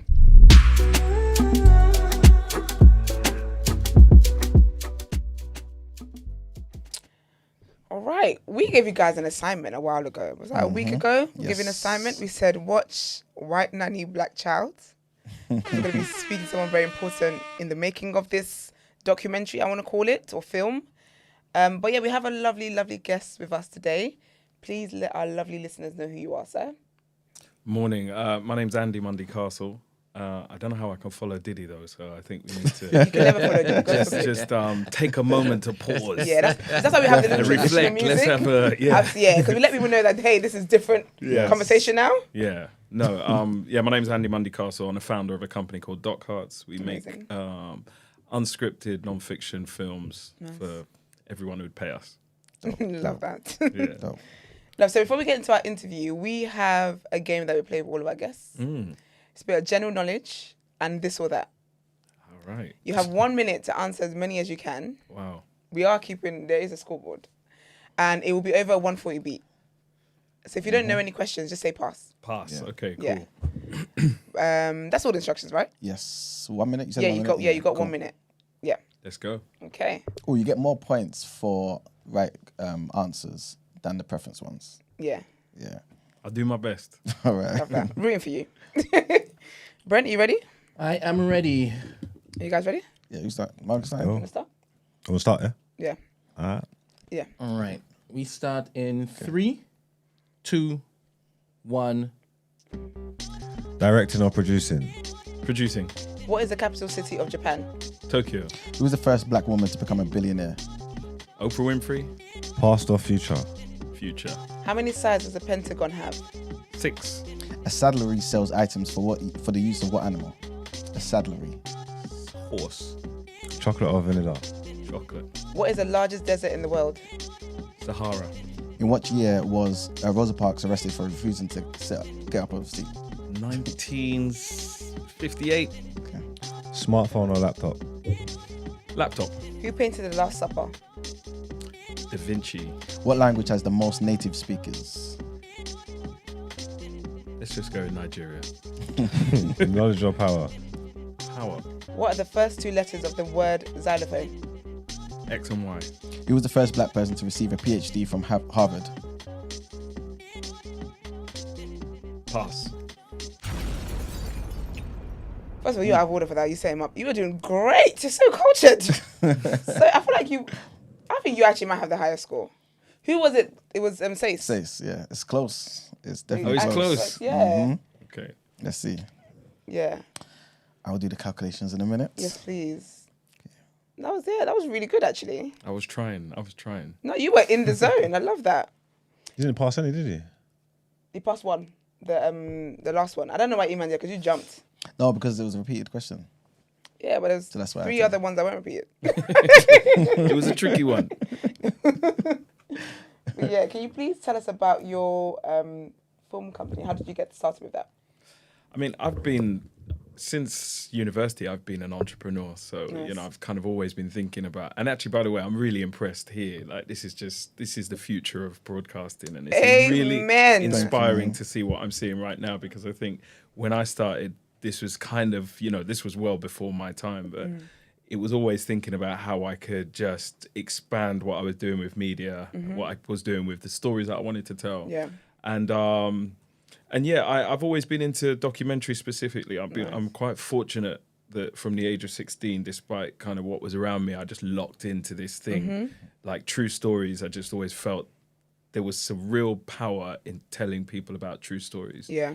And somewhere deep inside of me, I knew that that's what I wanted to be, a creative business. Nice. And I went on my journey, studied, learned, set up a business that failed. You know, I don't know if you remember the Apollo home entertainment chain, maybe a bit too early. There was Blockbusters, and then there was a sideline thing called Apollo, which was the biggest competitor to Blockbuster at the time. I remember all that. Yeah. You remember them? Yeah, you know, Friday nights, video store, that was the lick, you know, internet cafe. 3 of these stores were going into administration in South London. I had a little bit of money saved up. I thought, looks like a good business, because I could see the money that was coming through the doors, because I was working there part-time. But I didn't see Love Film and Netflix on the horizon. I wasn't smart enough to look at the future, even though I answered future, out of future or past. I wasn't savvy enough to see that. But I kind of knew that this was something I wanted to be in the creative industry. Yeah. And I wanted to make a deal out of that. Made my way through television, broadcasting, and about 8 years ago set up Doc Hearts, which is my little baby.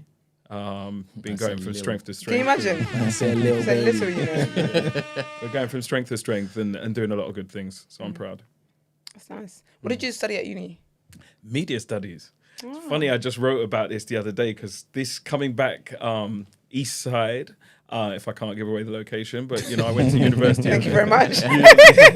University of East London, and it was, you know, I studied media studies at a time when the Labour government were telling us media studies was a pile of crap. You know, I think actually that was the turn of Tony Blair just coming in. So it's I remember everybody, all the press, was saying that what's the point in media studies?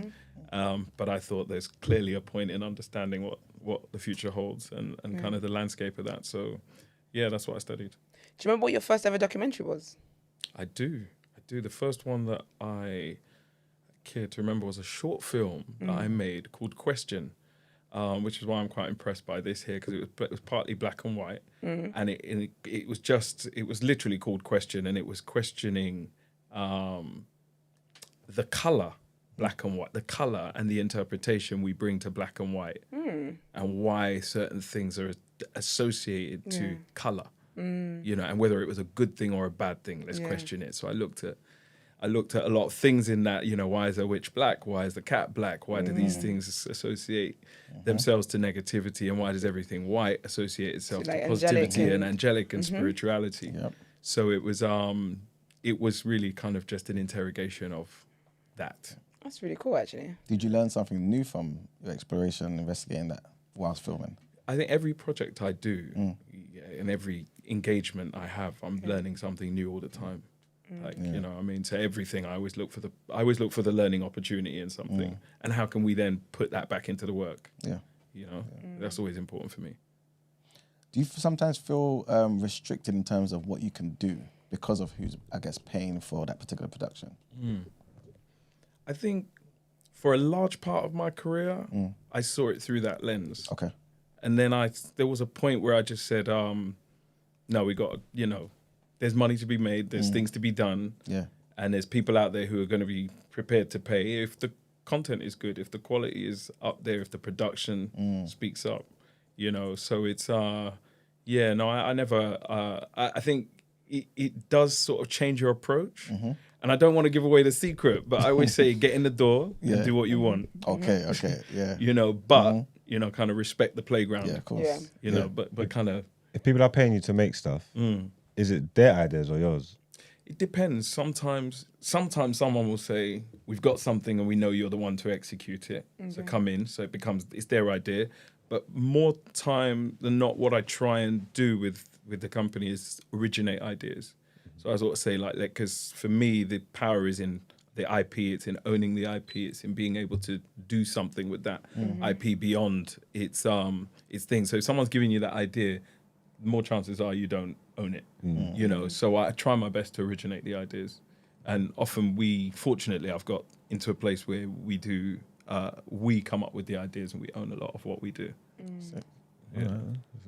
What would, I guess, make you say, you know what, I hear your idea, I hear the things you want me to kind of do, but I've got to say no.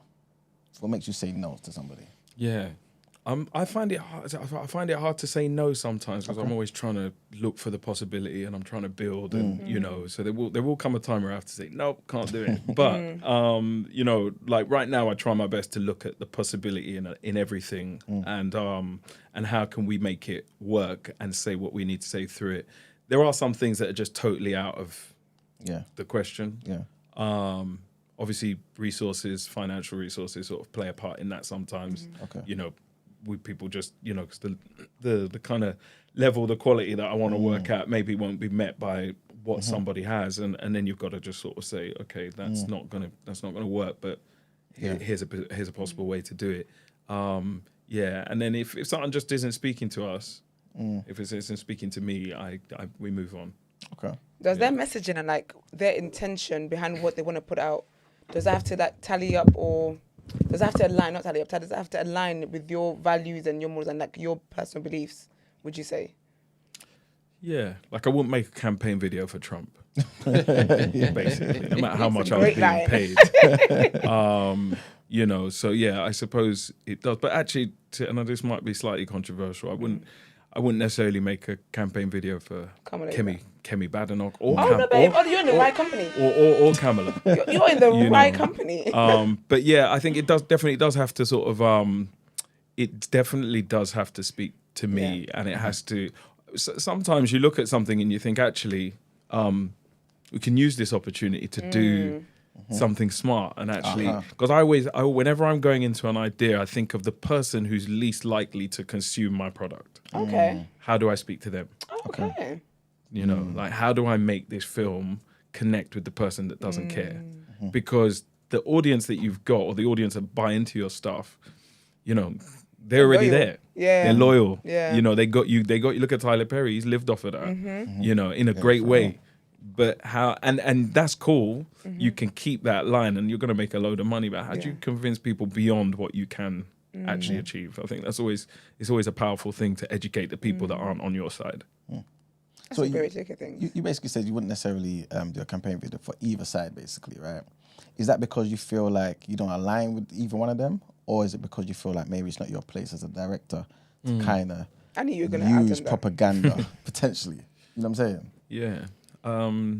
It's tricky. I think politics right now, in the climate that we're in, I think that's more what skewed my perspective. I just think, I won't swear, but politics is just messed up. Yeah. It's just messed up. We're in systems around the world that are just like, I can see the beast.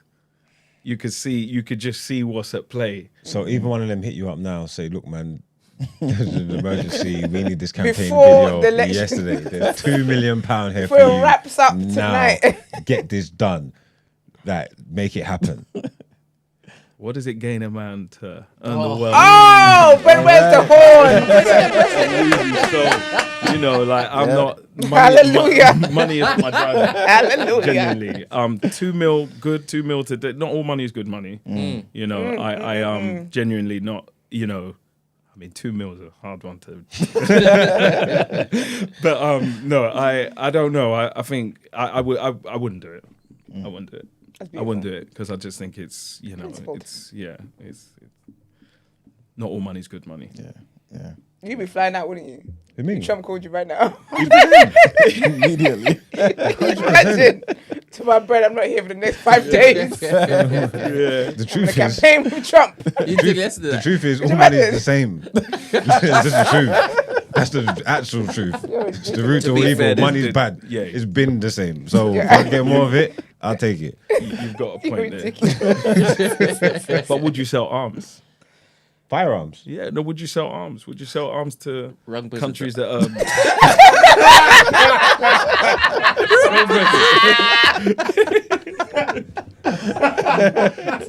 Pistachio. He's like, yeah, last week.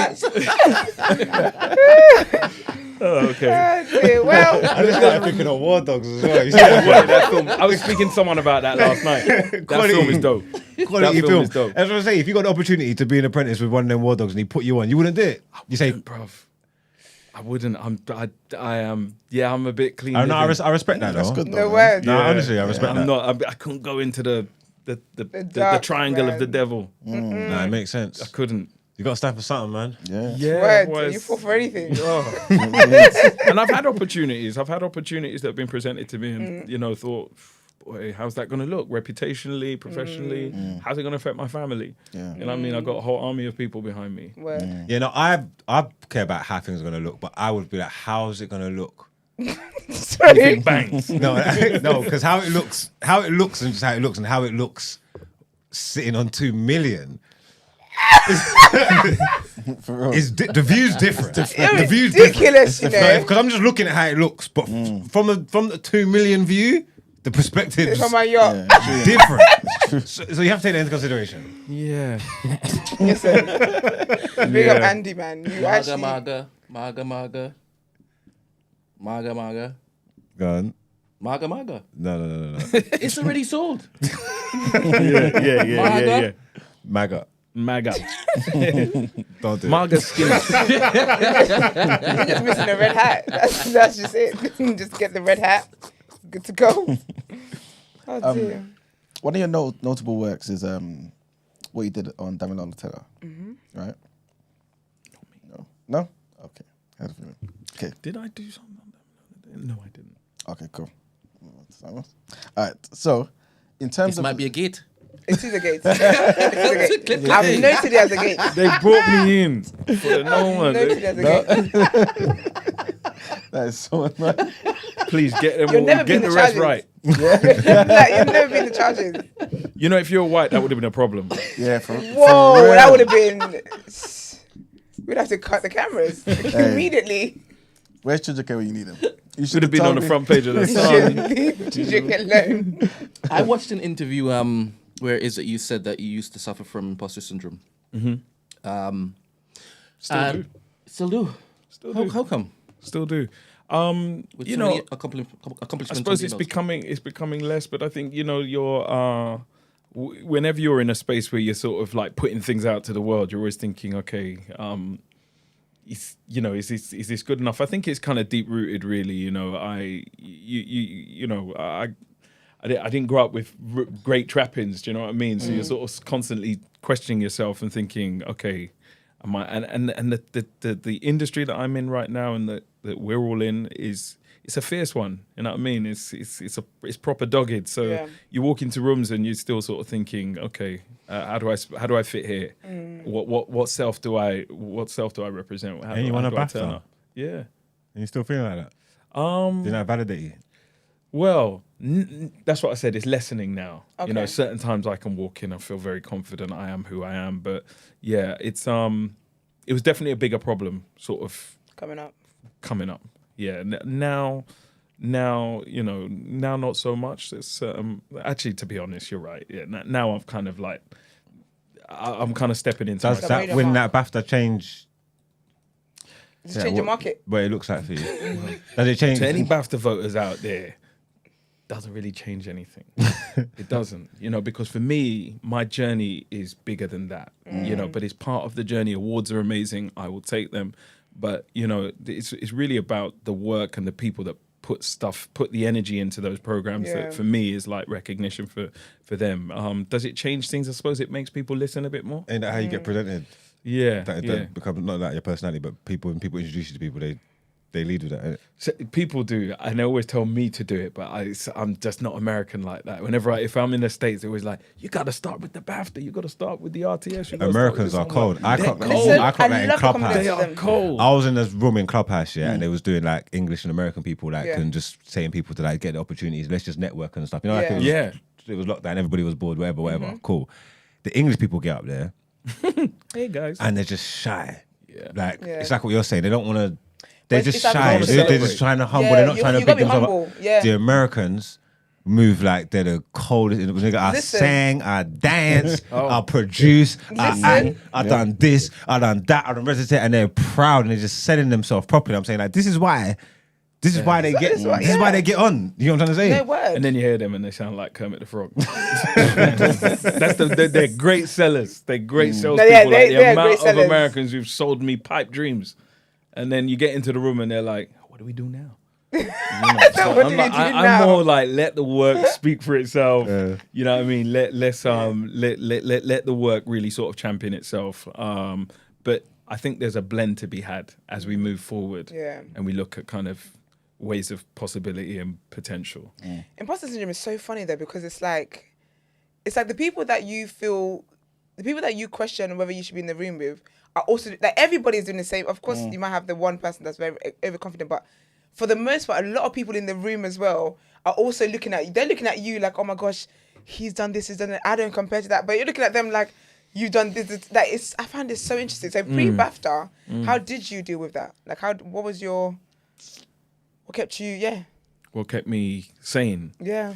You know what? I think that it speaks, being grounded and sort of kind of knowing where you're from is a really important thing, because in the business I've seen a lot of people lose themselves. Do you know what I mean? I've got a lot of friends who I think, boy, man, don't let them get you like that. Do you know what I mean? So and that's why I created my own company, really, so I didn't have to respond to anybody. Oh, nice. Do you know what I mean? Let me just respond to the tax man and the people that are on my back financially, but actually this messy scenario that you lot are in and you're trying to engulf people into. That's why I say I'm inspired by this, because for me this is the future. Amen. You know what I mean? It really is. But you know, it's like when I look at the rubbish that goes on in sort of certain spaces and how there's glass ceilings and you know the kind of structures, the politics of it, and where I come, you know, I grew up on Somerlate in Brixton Estate, you know, in Brixton, and I've seen bad boys, you know what I mean? I've seen bad man, you know what I mean? You lot ain't, you're not there. I mean, these people have to fight for survival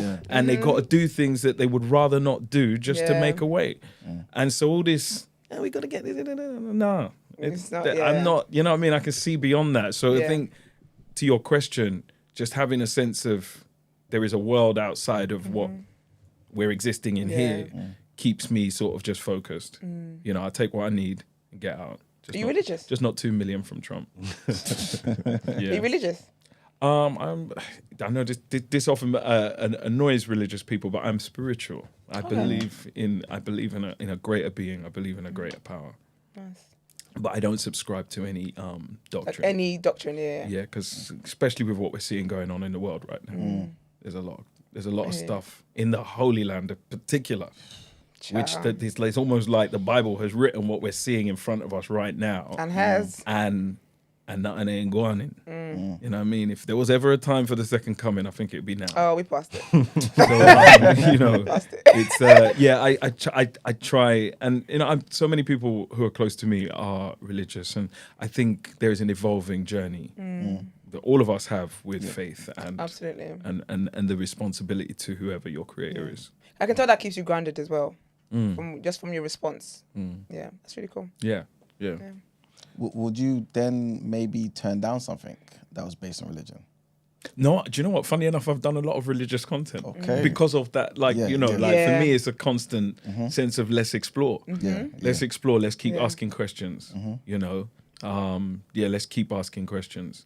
Let's keep, you know, this this whole idea of Jesus being a white man. That's something that I've constantly, you know what I mean, explored in work in various ways, and sort of think about how you can really express that and really sort of talk about that, you know what I mean? Because, you know, you have many people who sort of indoctrinate you from a perspective of, you know, this is what my religious belief is, this is what my faith belief is. But, you know, like for Mormons, I'll always say, or even some Christians, like, you know, every slave ship had a pastor, had a priest on it. You know what I mean? And it's a real way of control. And so I just have to interrogate the origins. I'm always interrogating the origins of everything. Do you know what I mean? And it's not to say I don't believe what people may say to me, but I just feel it's important to question. Really important to question consistently. You know what I mean? Even if you are a believer. Agreed. Absolutely. Are you religious? I'm a Christian. Christian? But it's funny because when I ask people if they're religious, I don't consider myself as a religious person. I'll say I'm someone who has faith. I feel like religion is just a bunch, it's rules and it's do's and don'ts. And I don't actually think that religion encaptures what faith is actually meant to be. And religion also has a lot of influence from society, from culture, from tradition. So whenever I say religious, it's just to like as an opener. If that makes Yes. sense. It's just Yeah. If I say what, I could actually ask people what faith do you believe in? Actually, What's your faith? Yeah, what's your faith? Actually, that's a better question. Actually, Money? but I'm Christian. What are you, man? Oh, we should have done him last. We should have done him last. I'm influenced by a lot of different belief systems. One of also. He's a member. Talk about heavily influenced. Yeah, of course. You go there. Yeah, 100%. Yeah. Farrakhan. You know what I'm saying? And also my cultural belief systems as well, like Ifa, which is part of like Yoruba. Of course. Yeah, I know. So yeah, all of that influences me. Yeah. What, me? I would love to know. What me? He's looking at you.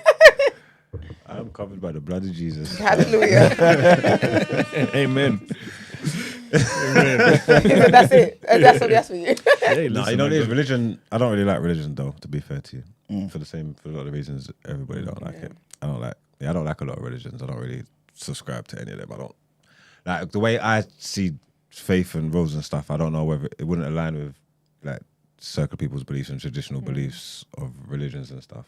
Like, do you know what I mean? Yeah. So, because I have to question a lot of stuff. Like, do you know what I mean? I don't think Yeah. I believe anybody that follows their religion. And obviously not anything crazy, but I'm just saying the good ones anyway. Like, if you follow your religion properly, and if you follow your religion properly and you're upstanding citizen and your heart's clean, I think you're going to the other side, man.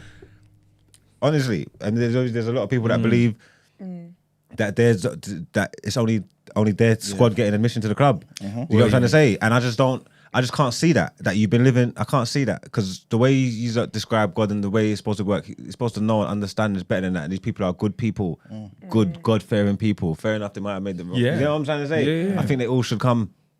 So in the club, we all fam. You know what I'm trying to say? So there's certain things I just don't. And religion, people use religion to control people, like you're saying, slavery. Most of our wars are over religion. Yeah.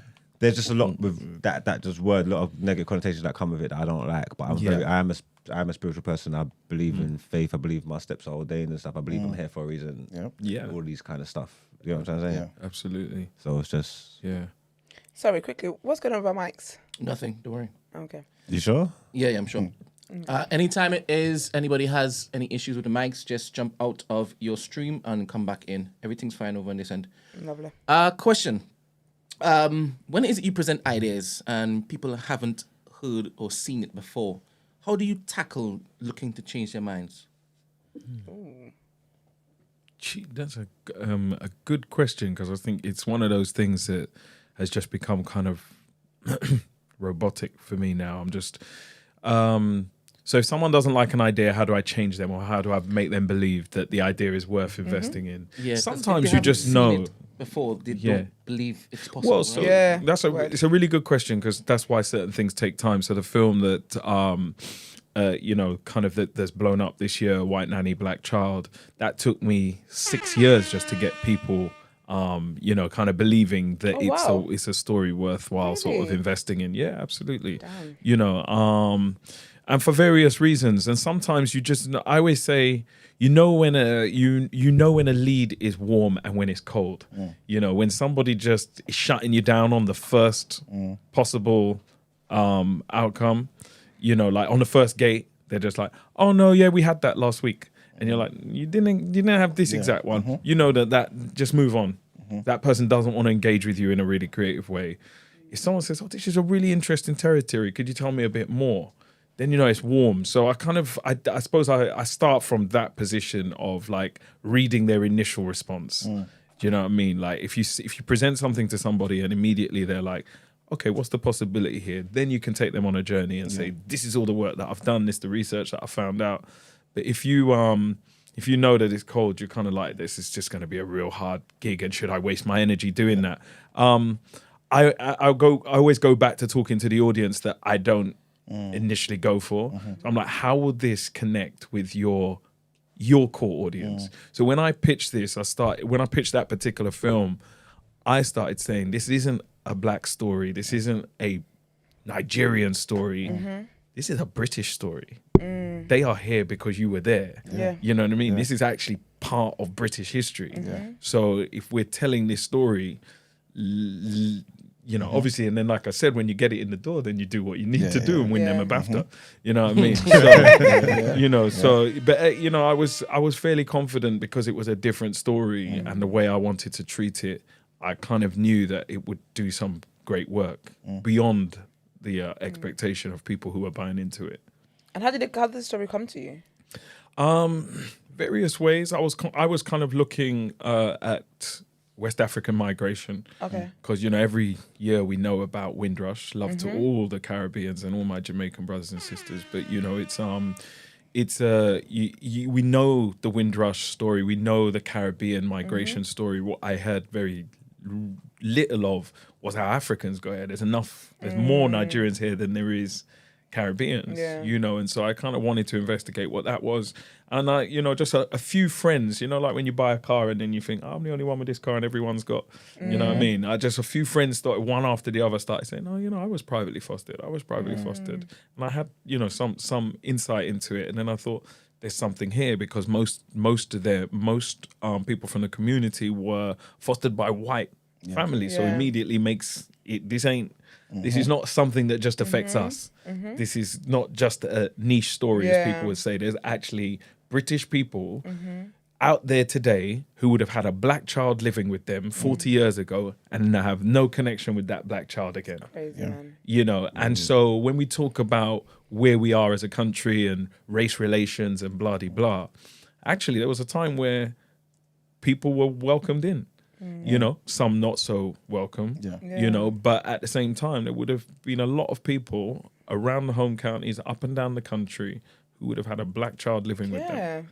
And you can't, you know, it's an erasure. You know, there's a constant erasure of history when people want to make out like there's problems. Yeah, I found that very fascinating when they just said, like when there's a black child, you just put in a newspaper and a white family would just call them like, we'll have him. And then that's it. That's how it worked. Crazy. That's how it worked. Yeah, I mean, and then you sort of think about like, you know, and this is interesting because it goes full circle back to money and kind of like the desire to work because the majority of Nigerians coming here were economic migrants. So they weren't coming to just survive and help. You know what I mean? They were coming to work, study, play, do whatever. And in that sort of that life dilemma, they had to find a way to look after their children. And this was an affordable means of childcare. You know, give your child to a typically working class family in, you know, Essex or somewhere that, you know, wasn't Kensington. And then you went out there and tried to earn your crust. And most people would do well, go back to Nigeria and live the life they wanted to live. But at what cost? At what cost? Like, obviously back then, you know, the dream, and my mum's Nigerian, so her desire, you know, married to my father who is British, you know, she always wanted to come to the UK. But he would say, you go to the UK, we ain't got the same life we've got here in Lagos. You know what I mean? And so, true enough, when they got to the UK, their relationship broke down. Oh, really? Okay. Yeah, you know, so it's, I think there is this desire that the motherland is, you know, back then, everybody saw Britain as, there's a lot of shit going on, we're going to go and make money and... You know, we'll have white people looking after our children. It would be a whole reverse psychology situation. But actually, the pursuit of that dream led to a nightmare for some. Is it just a case of like needs must though at the time? Obviously, we're living in a different place. Like it weren't like some scheme to get rid of their kids. A lot of these people went and done what they had to do and then came back for them. Certainly. But that's what it was. I don't know if I'm wrong, but there was a couple of people that like, they went back to Nigeria though. And left their kids here. No, I'm saying there would be cases where that happened, of course. But I'm saying there's some people who actually like what you're saying. They never had no means. This was affordable. They had to do what they had to do. They went and got themselves right, and then came back. And obviously the kids still went through what they went through. But I'm saying it's like it weren't like. I feel like on paper it's not the worst thing. But I think that like everything, people take advantage of stuff. Because the culture in Nigeria is that it's a very community-based culture where when it comes to having children, you're not the only person that's having a child. It's a village. It's a village. Like the village literally raises the children. Like, so those parents who left their kids here and then went back home. I just felt like, oh, that's horrible. Like that's horrible. But to your point, it was needs must. Yeah. They obviously thought that, you know, their children were just going to be looked after by the village, but the village don't look like you. Exactly. Very So, different village, you man. know, it takes a village to abandon a child as well as raise one. And Chrissy says, I can't lie, the documentary was a mind F for me. I felt a roller coaster of emotions. Honestly, that was me as well. Like, it was very... When it comes to casting them, though, how did you do the casting? Because obviously the people whose stories we heard, they were very, very, very deep stories. Like, very touching, very deep stories. Did you have more people? Were they the only people that you reached out to? Because how do you determine whose story makes the cut? Yeah. That's really tricky. That's really tricky because remember, this happened over 4 decades. So there was, you know, over... there was over 60,000, 70,000 people who would have endured this practice, right? So there's a load of people out there. We had about 150 people come forward. Wow. You know, so across the period, you know, obviously because we were starting with our process. Yeah. Some people would drop off. Some people were just too good to not take goals. go, But when we looked at it, what I wanted to do was, what I really wanted to do was have an array. Yeah. You know, I really wanted everybody in that film to speak Represent to an somebody, aspect of, you know, the process. So be it someone who left their family and never went back, be it someone who was left in the home and abandoned, be it someone who had a loving experience. Yes, that was You know very what I mean? nice to hear. Be it someone That who was had a very nice to loving hear. experience, someone who still connects with their private foster family today and they see them As their parents. And, and you know, that I thought that was important too. It was important for me to have siblings. So 2 people that had the same experience. Is that me? And then it was, you know, so I just really wanted to say like, these experiences affected many people. You know what I mean? And I think that that was tricky in itself because you don't typically have 9 characters in any film. Yeah. That you're trying to focus on all of them. So yeah, it was just important to have an array of stories that just reflected like a large breadth of people that would have experienced. You did that very private fostering. well. You did that very, very well. Like just diverse. And I think also that the things that were touched on there when it comes to like identity, it was everything that makes up our cultural identity. Do you know what I mean? From hair to the arts and like to languages, and it was very, very well done. Yeah, big up to the team, really. You know, I had a really great team of people around me who were making sure we stayed on point. Yeah, see, I was even going to ask about the team, like in terms of like how you were able to create like a safe and supportive environment for people to really be open and share something that affected probably the biggest impact on their lives. You know what I'm saying? And what were some of the challenging things about that? Like, did you ever have to stop filming? Did you have to? Yeah, I mean, like one of our participants, God rest his soul, passed away. Wow. So that stopped everything. Wow. You know, it was the rapper Ty. You know, Ben Chijoki, yeah. You know, he was one of the first people who was coming on that journey with us. So he was actually... He would have been in the film.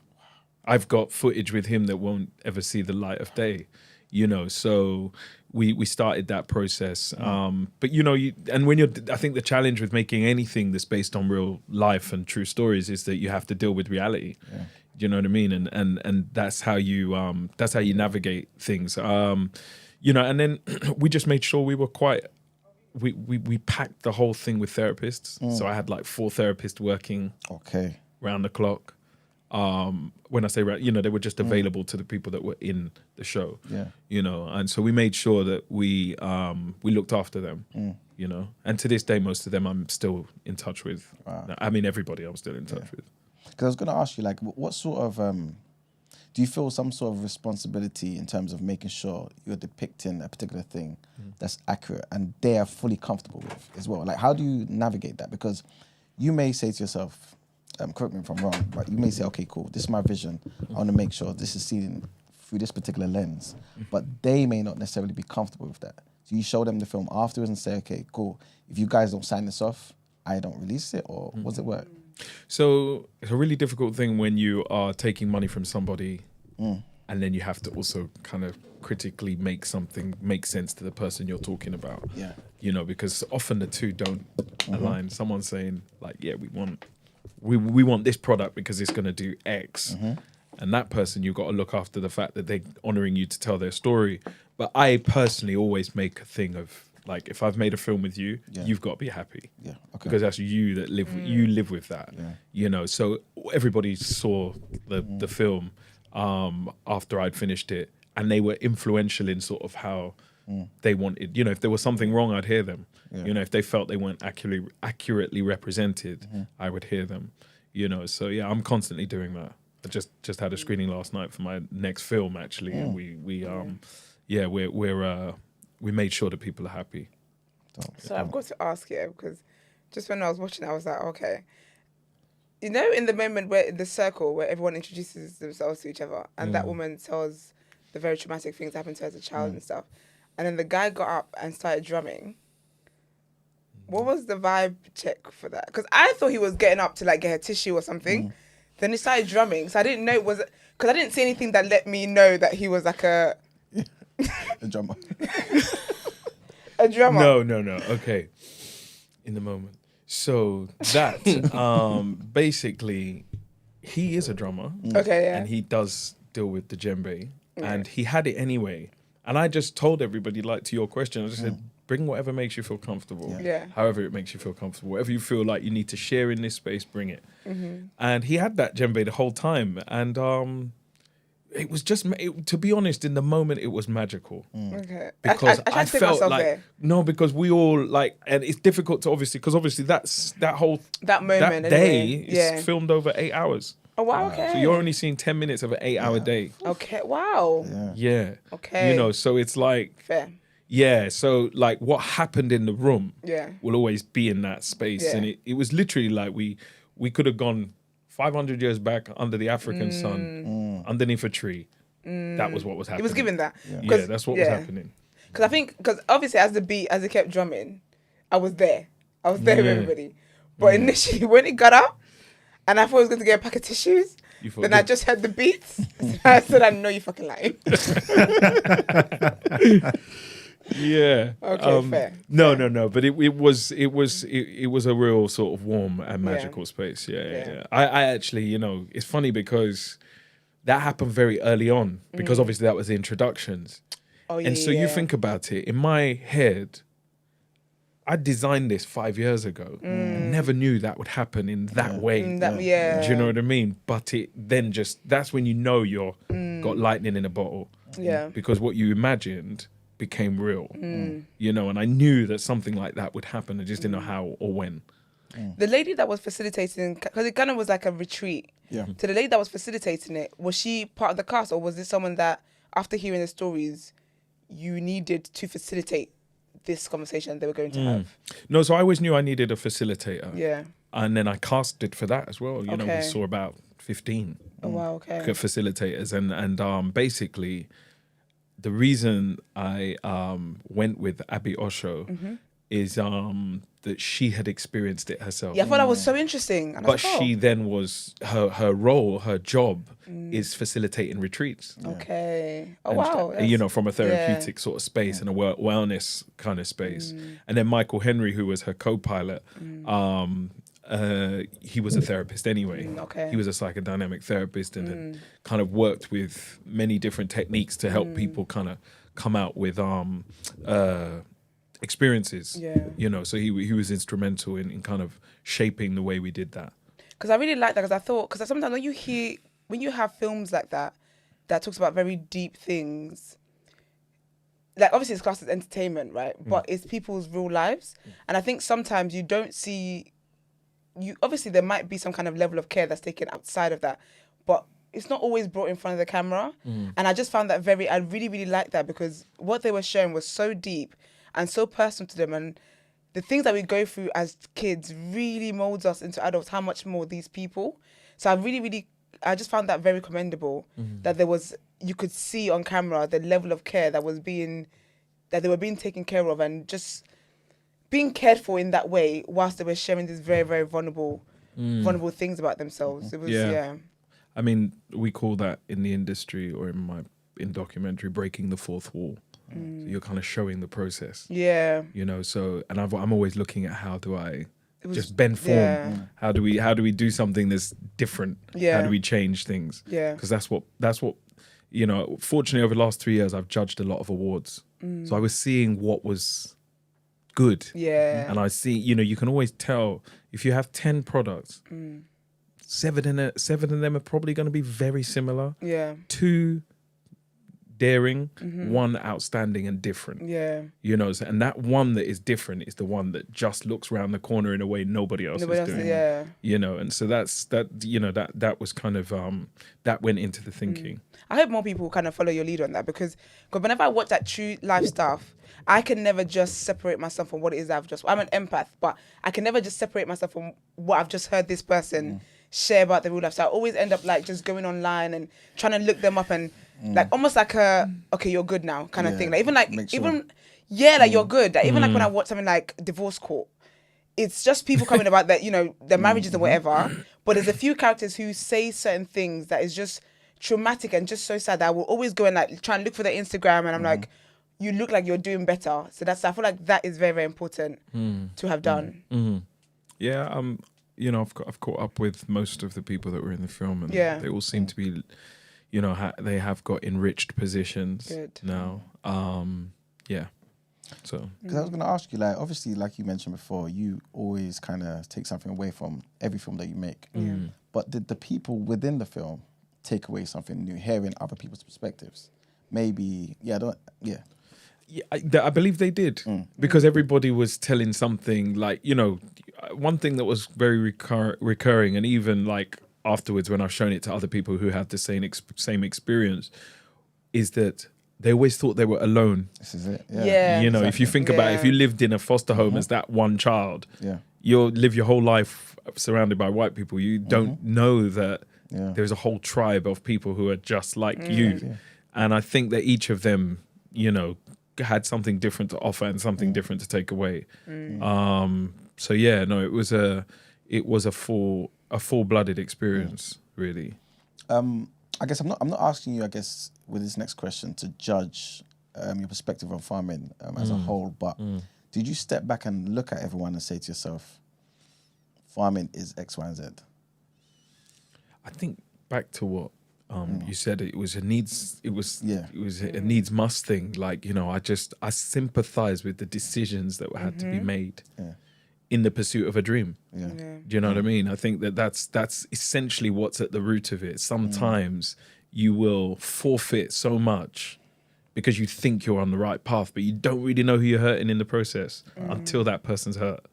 Until many years later, that person can, you know, kind of have the vocabulary, the vernacular to sort of tell you, this is how I felt as a result of your actions. And what you do with that is what you do with it. But, you know, many people are walking around wounded and in need of healing, and you can't quite put your finger on it.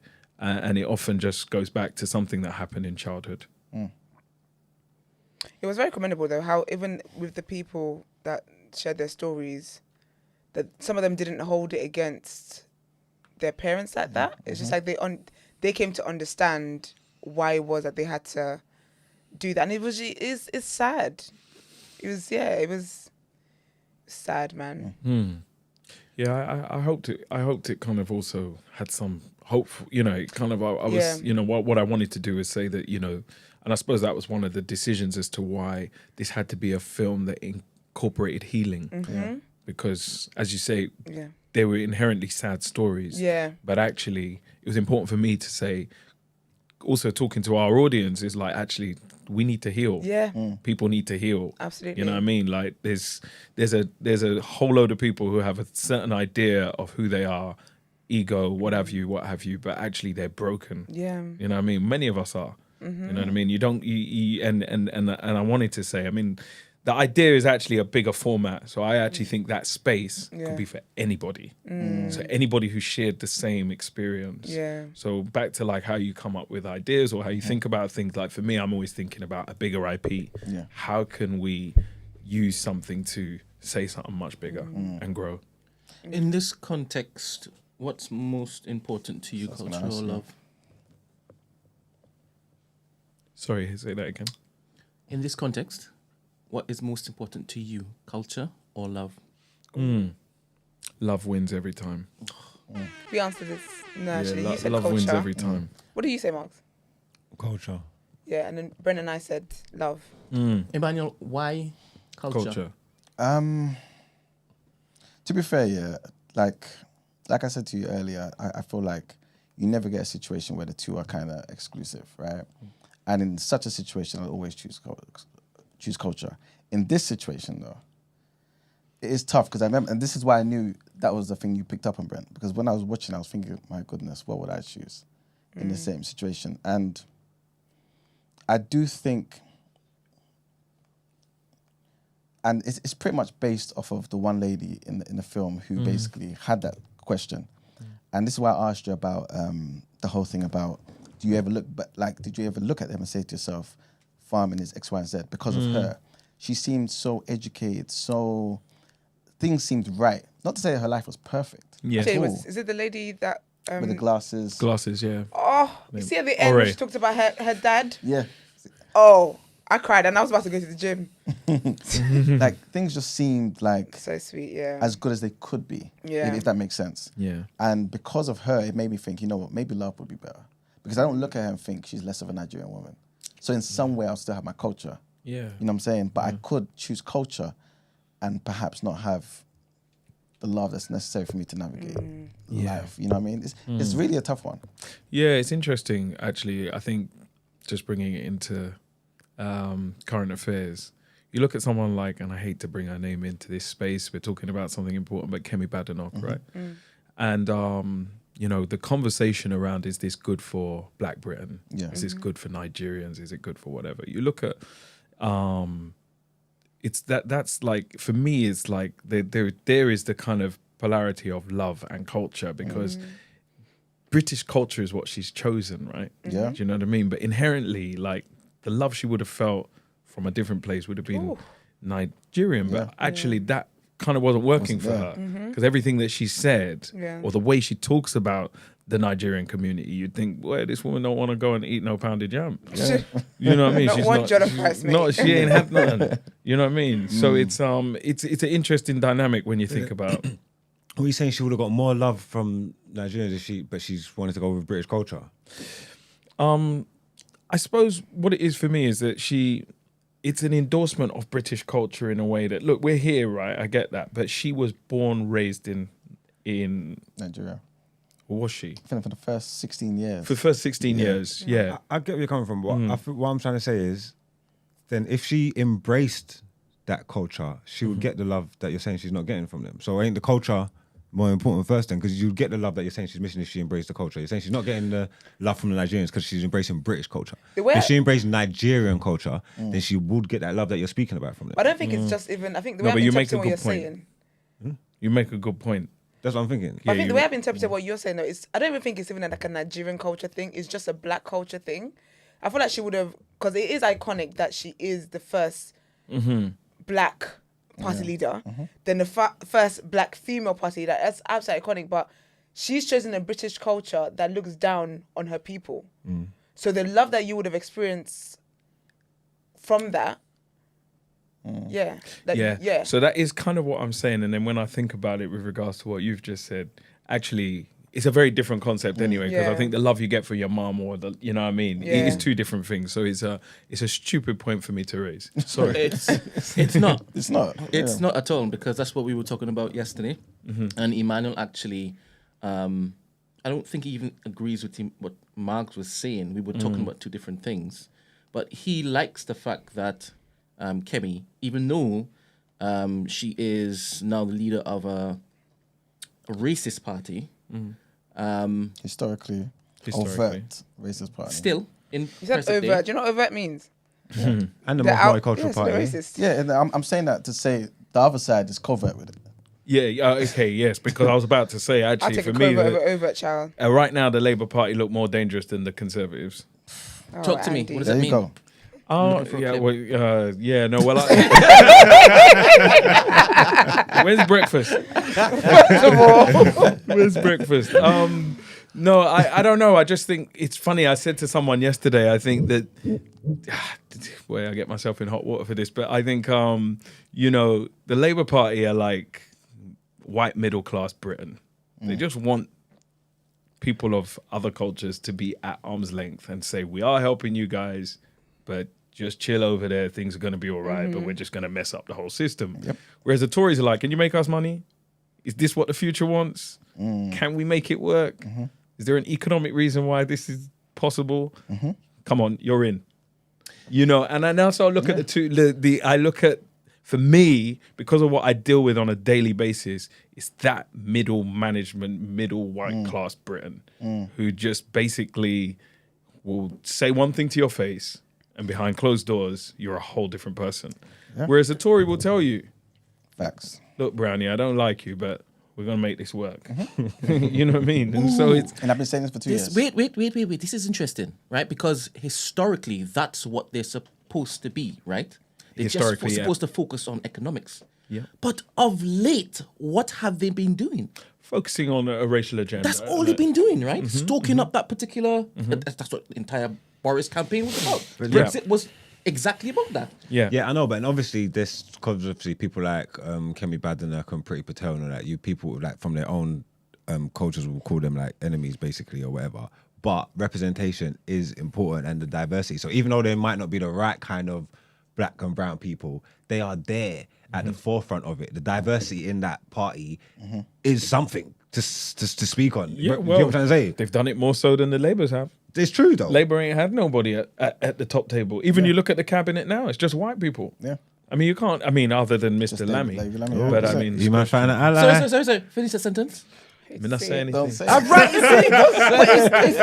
It's the same argument we're making for Kemi, but she's now in a more dangerous position. Well, no, Lammy's the second most powerful person No, in the country. 100%. Currently. Currently. 100%, and you stopped before finishing. Well, Now, there's the a- same concerns we have with Lammy is why it is that we have that same Concerns with Kemi. With Kemi. Oh, yeah, but absolutely. she will be in a more powerful position if it is That they she win. now- precisely. And that's, I suppose we've got 4 years to pontificate. You know? But Lammy right now isn't, he doesn't represent the black community. And I mean, but then you think about politics and, you know, we're in Britain, you know, at the end of the day, That's what it comes down to. he's got to represent the population, Yeah, that's you know? true. So, That's interesting, Max. I would have loved for you to be here yesterday because a lot of people were against what Emmanuel was saying, and it sounds as though you would have been on his side. I've seen this conversation about Kemi Badenoch happening, and I'm not 100% sure where I stand in it. So I would love to try and unpack it and do it in real time to see how I feel, because there is something to be said for, like, this is a good thing in a sense, like for black people. Like, do you get what I'm trying to say? Like, so yeah, I don't know, it's a tough one. it's interesting though, isn't it? Because like you see the last 4 years, because of the brown and black folk who have been stoking up divisions of hate, you've had a real push from the far right, you know, because that's for me, I mean, obviously we can't qualify this, but you know, it largely feels like actually, well, you know, Suella's saying it's cool, Priti's saying it's cool, you know, Rishi's supporting us, so we could do what we like. You lot get back on those banana boats. You know, just go back now. Go back, boy. You know, so it's like, well, actually, there is an endorsement which is dangerous, but again, like I said with Harris and Trump, is that the political wheels are just bollocks. I think it's They're just really bad. It's proper worth unpacking. Like, It is really, you're right. like you're saying, like like not all representation is good representation, whatnot. That's people who know better. But like it goes, a little girl seeing Kemi Badenoch come and address her party, don't know the ins and outs of what Kemi is. I read a caller say that actually. They know it's a black woman. Yeah.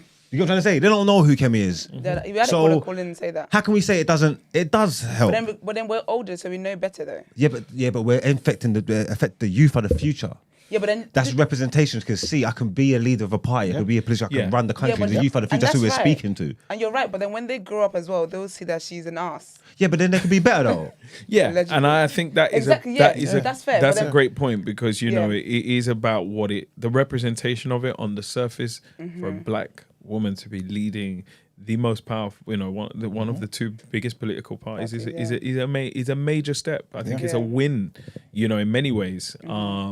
it's just a shame that the circumstances aren't more palatable. Because I get what you mean, but I think that's how then when we start talking about representation, that's how we're going to start settling for crumbs when it comes to representation, because it's like, okay, we'll give you representation, but it won't be representation that's actually Beneficial. going to benefit you in the way, for the reasons why you wanted representation in the first place. Do you get me? Do you know what I'm trying to say? Honestly, aren't we supposed to be teaching our youth that character is far more important than just the image? Absolutely. Yeah, definitely. But Why do we waste time talking about representation? No, but wait though. No, but think about why it is that we want representation in the first place. Yeah, don't like conflate it, because we're not asking for bad representation. No, but you're asking for people that look like you. More No, time, but you don't it's- know you're- what they you're- look. You You're don't taking know it as their black character. and white. It's more coloured than that. I understand, but Pardon in a lot of in a lot of situations, you don't know anything about the people in these particular industries. They just look like you, and we're happy about it. So I'm simply saying, in the same way people didn't benefit from Obama's policies in Chicago, in the other 50 plus states, right? They were happy that they had a black president. Be happy that you got a black Tory leader. Be happy that you got a black That's Labour silly. leader. No, It's that simple. think you're No, being but some of disingenuous. us don't want representation just to say that person is there. It's about Yeah, the you're character not and being what that person that's there is doing it. When we talk about, that's why I said you have to think about why it is that we want why we wanted representation in the first place. The reason why we wanted representation in the first place is for change. Yeah. She does not represent that. So what use is it if she's there? You might as well have another white man there. it's You might because- as well have another white woman there, because it's not going to bring about the change. So we can't get in a place where we are where we're happy that, okay, at least we've ticked one box. Yeah. It can't work like that, because then, for one anyway, the other side would be, okay, well, we just have got to put a coloured person in there. Yeah. But And the shop, it can't work like that. It That's does- more dangerous, in my opinion. That's more dangerous. cool, because she is a puppet and all that. Yeah. Yeah. Which is fine, yeah. But it still speaks to progress, which we don't want to admit. She couldn't have been a puppet before. And like, they wouldn't have done, like, it wouldn't have worked. It I'm wouldn't have not made saying, sense. but saying that you I wouldn't get have been it, a but- puppet before. No, but I'm saying, even so, there's something to be said about strides that's being made in the country regarding race and stuff, with the fact that a black woman can take up that position. But how do you not see that the strides that's being made, what you're seeing as strides that's being made, is still white supremacy? Yeah, no, of course, two things can be true at the same time. Brent said it earlier. But that's the thing. So why are we? Yeah, why are but we if you're celebrating then? if you're in the West, white supremacy is the governing power. That's it. Full And stop. that's fair. And that's fair. However, though, I'm not going to celebrate white supremacy in black skin. I'm within my rights not to celebrate that. No, but everything's just about perspective and how you look at it, and you can make things look different. There could be a family out there that could use this and prop up their kids with it. Like the black woman's at the front of the party, that comes. You could But the use it. majority of black You don't say people are no. not There's celebrating more that. damage than good with Yeah. what you're suggesting we should basically champion. And that's what I'm interested in. But progress takes time. 100%. Absolutely. Progress takes time, and I think that's what you're saying, is that, like, actually we might not see the benefit of having her there now, but if you think about it, 50 years ago the Tories were saying, if you want this country to become full of immigrants, keep the niggas out. You know what I mean? I'm not sure how exactly how I feel about it, but I feel like there's definitely a conversation to be had. Like, it's not open and shut, I don't think. I didn't celebrate when Lammy was appointed that position. Why would you hate David Lammy? But you see what we're saying? But You see this is what it though. you're saying? Why didn't you? You want to say representation? No, but it's still What came good. before? No, it's what still came good. No, before it's his still appointment? good. No, it's still still long good. term. You said celebrate. I don't have to celebrate. I hate the guy. You just said he's the second But most you're asking us powerful to man. celebrate the fact that she's the first black I said- woman. no, no, wait, I'm wait, he saying doesn't know what we did somebody yesterday. who's He didn't know what we did. I didn't know you did He this. was yesterday. asking us to celebrate it yesterday. Okay, sorry, that's fine. Do you understand? So you're coming in black. He want to confess in the That's air. right. He wanted to I share asked his you to do- birthday cake with Kemi Badenoch. I'm telling you. Badenoch. That's what he wanted to do yesterday. Listen, Your I don't- birthday. Who wants to share their birthday? He wanted to- All right, let's get back in the car though. There's a Christy question. asked Yeah, there's a question from Chris. Maybe just put it on the jumbotron. Hold up. on the screen. You're so fancy. Yeah. She says, "Can you ask Andy? Was it a deliberate? Was it deliberate to not add the Nigerian parents' perspective? As I really wanted to hear about that as well." Well, first, big shout out to Christy. Big up, Christy. She's the thank you queen of for- BOE. Thank you for watching. Black over everything. So there is a part in the film where I do include some Nigerian parents' voices. The challenge is most have died.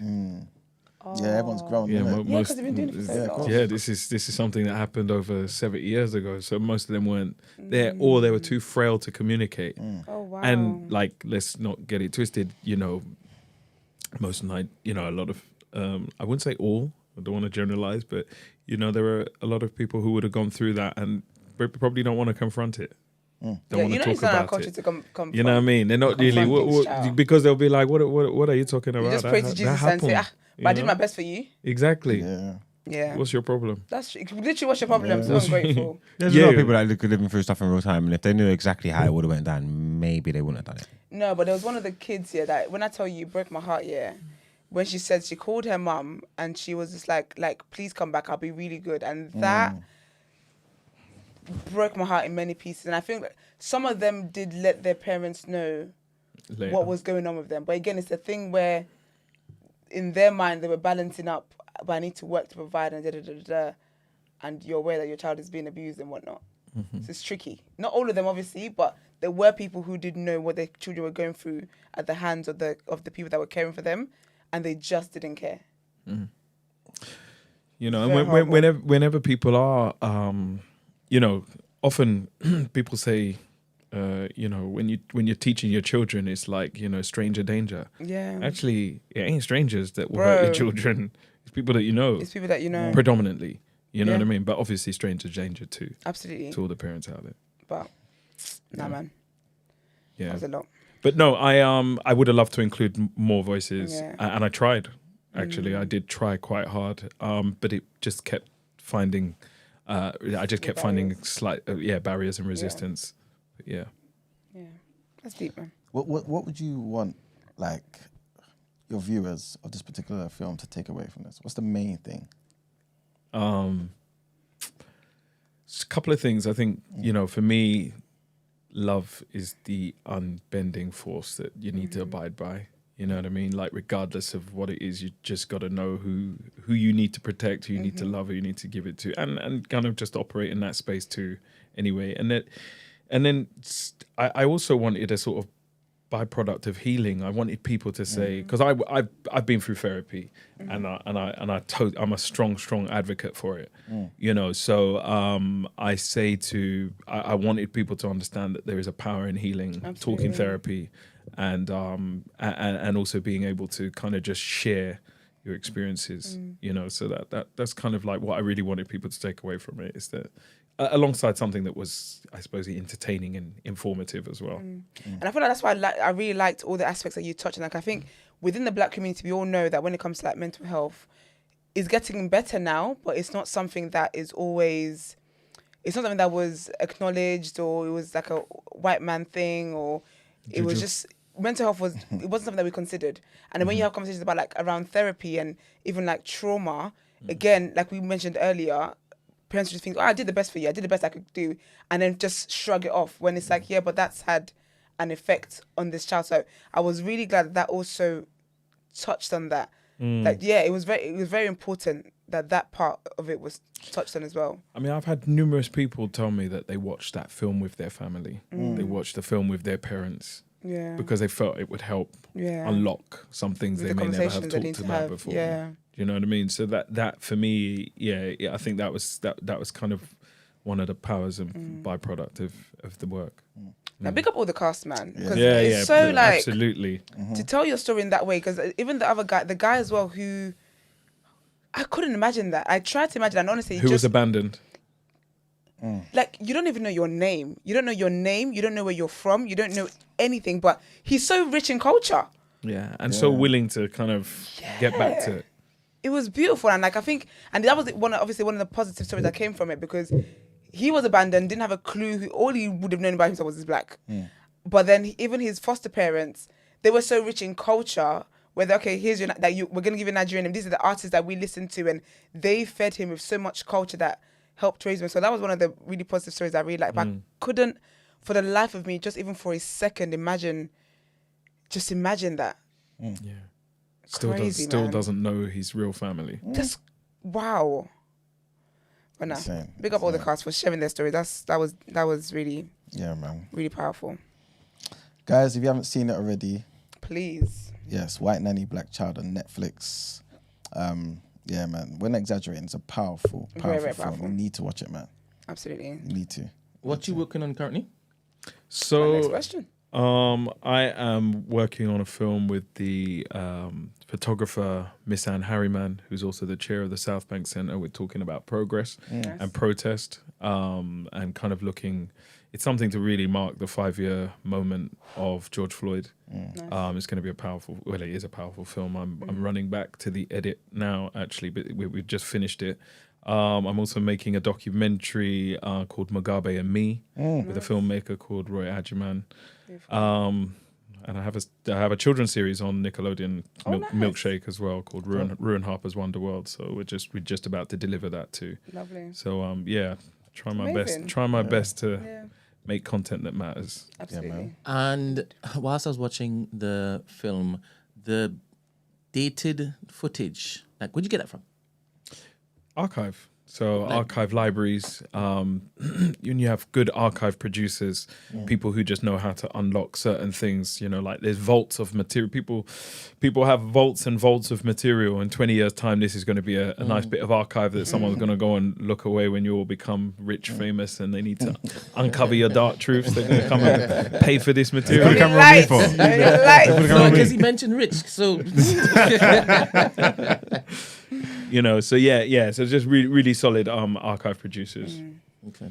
Nice. Yeah. No, honestly, well done on that, and I'm looking forward to the other stuff you got coming out. Thank you. Really amazing work. There's another one on the Netflix called The Fade, actually, which deals with barbershops. Oh, sick. So okay. it's on The Fade. Same director. Oh, You hear that, guys? I'm gonna go watch that. Definitely. yeah, I'm gonna watch that. I'm looking forward to Mugabe and Me, to be fair. 1st of December, BFI. Mugabe is the guy that decided that refused to leave the throne, really.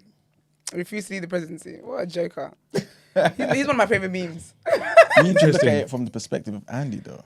Yeah, so actually that's true, because the filmmaker that I'm working with, he was the only person to access Mugabe's camp from the West. Oh, wow, okay. Over a 10-year period. Oh, wow, okay. So he has a lot of material that people haven't seen. Okay. And that shows a very different side of the Nice. truth. He is going to humanize Mugabe. Andy. Which not everybody wants. We're going to have to get you back on here and have a topic of the day about it once it comes out. 100%. Because that's interesting. I'm looking forward to that, because I've been cussing that man. Well, you're all invited 1st of December at the BFI, South Bank. Thank you, man. I appreciate We'll that. be there. We'll definitely be there. I went to the same school as Mugabe, by the way. Oh, yeah? Makes You're Zimbabwe? sense. No, You're not Nigerian? yeah. But he went to Achimota. Okay, Yeah, in Ghana. of course he Yeah, did. in Yes, Ghana. because he was married to a Ghanaian woman. Sally. Yeah, exactly. Makes Interesting. sense. I finally got closure. So we asked our guests quick 4 questions. So one of them, the first one, tell us something people are usually surprised to learn about you. What are people surprised about? I'm an open book. Everyone always says that. Then they Yeah, tell I'm us- an open book. What are people surprised about? It's a tricky one. Why did you change your mind about Arteta? Interesting. How do you know that? I told you I do my research. Okay. I like. I only some talk people- about that behind closed doors. We've got access to all of it. Are you no. Arteta out? No. Just give me some space. Give me some space. I don't know. It took a while for you to warm to him, right? Yes, it's taken a while for me to warm to him, and now I'm sort of at a place where we still stale with him. But yeah, I'm on the fence with Arteta. I think he's doing good things. I don't think he could take us to the promised land. But I leave that there. Okay. What are people surprised to hear about me? That I was born in Lagos. Okay. Often that surprises people. How long did you stay there for? 8 years. Nice. So yeah, all my formative years were in Lagos. It's lovely. Sick. Do you go back like every now and again? Every year. Oh, Wonderful. amazing. Yeah. Amazing. Wonderful. Someone actually asked, sorry, before I get to my next question, if the other films you're doing are going to be on Netflix. Hopefully, bit of an exclusive. I've just signed a deal, a development deal with Netflix to do more stuff for them. Sick. Amazing. So Talk to me nicely. So fingers crossed that leads to more work, because it's at this stage just early. But as I said at the beginning, I'm not exclusive to anyone, just to myself. I don't smile my when you say family. that. Why do you smile when you said that? Well, you know, And you looked at him in the mug. I was thinking of money. All right. Resident money man. This is your resident money man. Come on, man. Resident money man. rubbing off on me. But yeah, no, I kind of bad company. one of the things, you know, and I keep saying it, but I think I have to just sort of like, because I'm inspired here, like just genuinely. I'm looking at this and I'm thinking, you know, because I've been in the industry for this is my 21st year now, so it's I've seen a lot, and I've seen cycles of like resistance and people just closing the doors at every stage. But I think that, you know, when I look at, you know, kind of these kind of movements, I think, yeah, this is where it's at. It's like, how does this become, you know, the next Oprah channel, you know what I mean? You haven't even heard about the new black yet. Your mind's about to be I blown. I can feel it. But yeah, no, that's important. That's amazing. Congratulations. Yeah, man. And then the second question from us, what's your biggest life lesson? Biggest life lesson. Okay. There's a few, but I think humility is, you know, your talent. Someone said this to me, I'll never forget it. So your talent will take you to the sky. Your humility will take you further. You know, it will keep you there. You know what I mean? You can be talented, but if you're an arse, piss off. Do you know what I mean? Like, it's not enough to just have talent and be good. You've got to just stay cool. Yeah. You know what I mean? Just stay cool. A great character. Yeah, it's important. It's important. And I think that's something that's important to me. Yeah. Dope. And then so we basically get our guests to leave a question for the next person, and then you will answer what the last person said. So the last guest said, in the next month... You'll have some tricky ones. I know, right? Keeping your toes. Yeah. In the next month, what are you committed to do to bring another person back to their roots? This is perfect for you. What are you committed to do to bring another person back to their roots? It's a tricky one, that, because it assumes that the person you're asking is already on that journey. I suppose for me, it's always genuinely everything I do is rooted in kind of cultural understanding. It's trying to make people get closer to their identities, get closer to who they are. You know what I mean? Like everything that I put my name to is about saying, how do we reframe who we think we are? You know, so that's my commitment, is kind of a lifelong commitment, really. Yeah. Fortunately, you know, that I'm able to say that everything I put my hand to, I try and make people question themselves in a positive way. Absolutely. In a positive way. Absolutely. Yeah. Good answer. Was there someone on Discord? Yes. Who is it? Good Hi, morning, guys. Christy. Morning, Christy. Morning. Funny enough that Andy just literally said what he just said there about changing people's perspectives. Yeah. I guess what to a moment of transparency. Well, farming never happened to me. However, I've obviously heard about the documentary and I've seen it, but I kind of didn't want to watch it because I kind of felt like it would trigger me, and I don't know why, because I've never been through farming. That wasn't my lived experience, but I just kind of feel like it would just bring up emotion. I guess because I'm Nigerian and I'm Yoruba, and obviously I know that has existed. Yeah. And I've heard of it before. I've obviously heard of it, but it's been very like distant stories or not really knowing anything about it, to be fair. So I was very unwilling to watch it. It was until big up the TMB, big up TDA, said they were bringing you on. And I said, okay. And I said, okay, I'm going to force myself to watch it. So I actually watched it last night, very late. So I guess that's why the emotions are very still raw for me. Yeah. I just wanted to say you did an excellent job because, as Esther said so kindly, when I asked my first question, my mantra is black over everything. And it just really challenged in terms of how you view identity.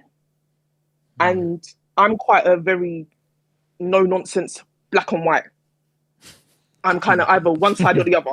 You would not get me to be indecisive about most things. And and especially my views on race. Some in the chat would probably say I'm a bit extreme. Some people would say I'm racist. Some people would say a lot of things, but hey ho.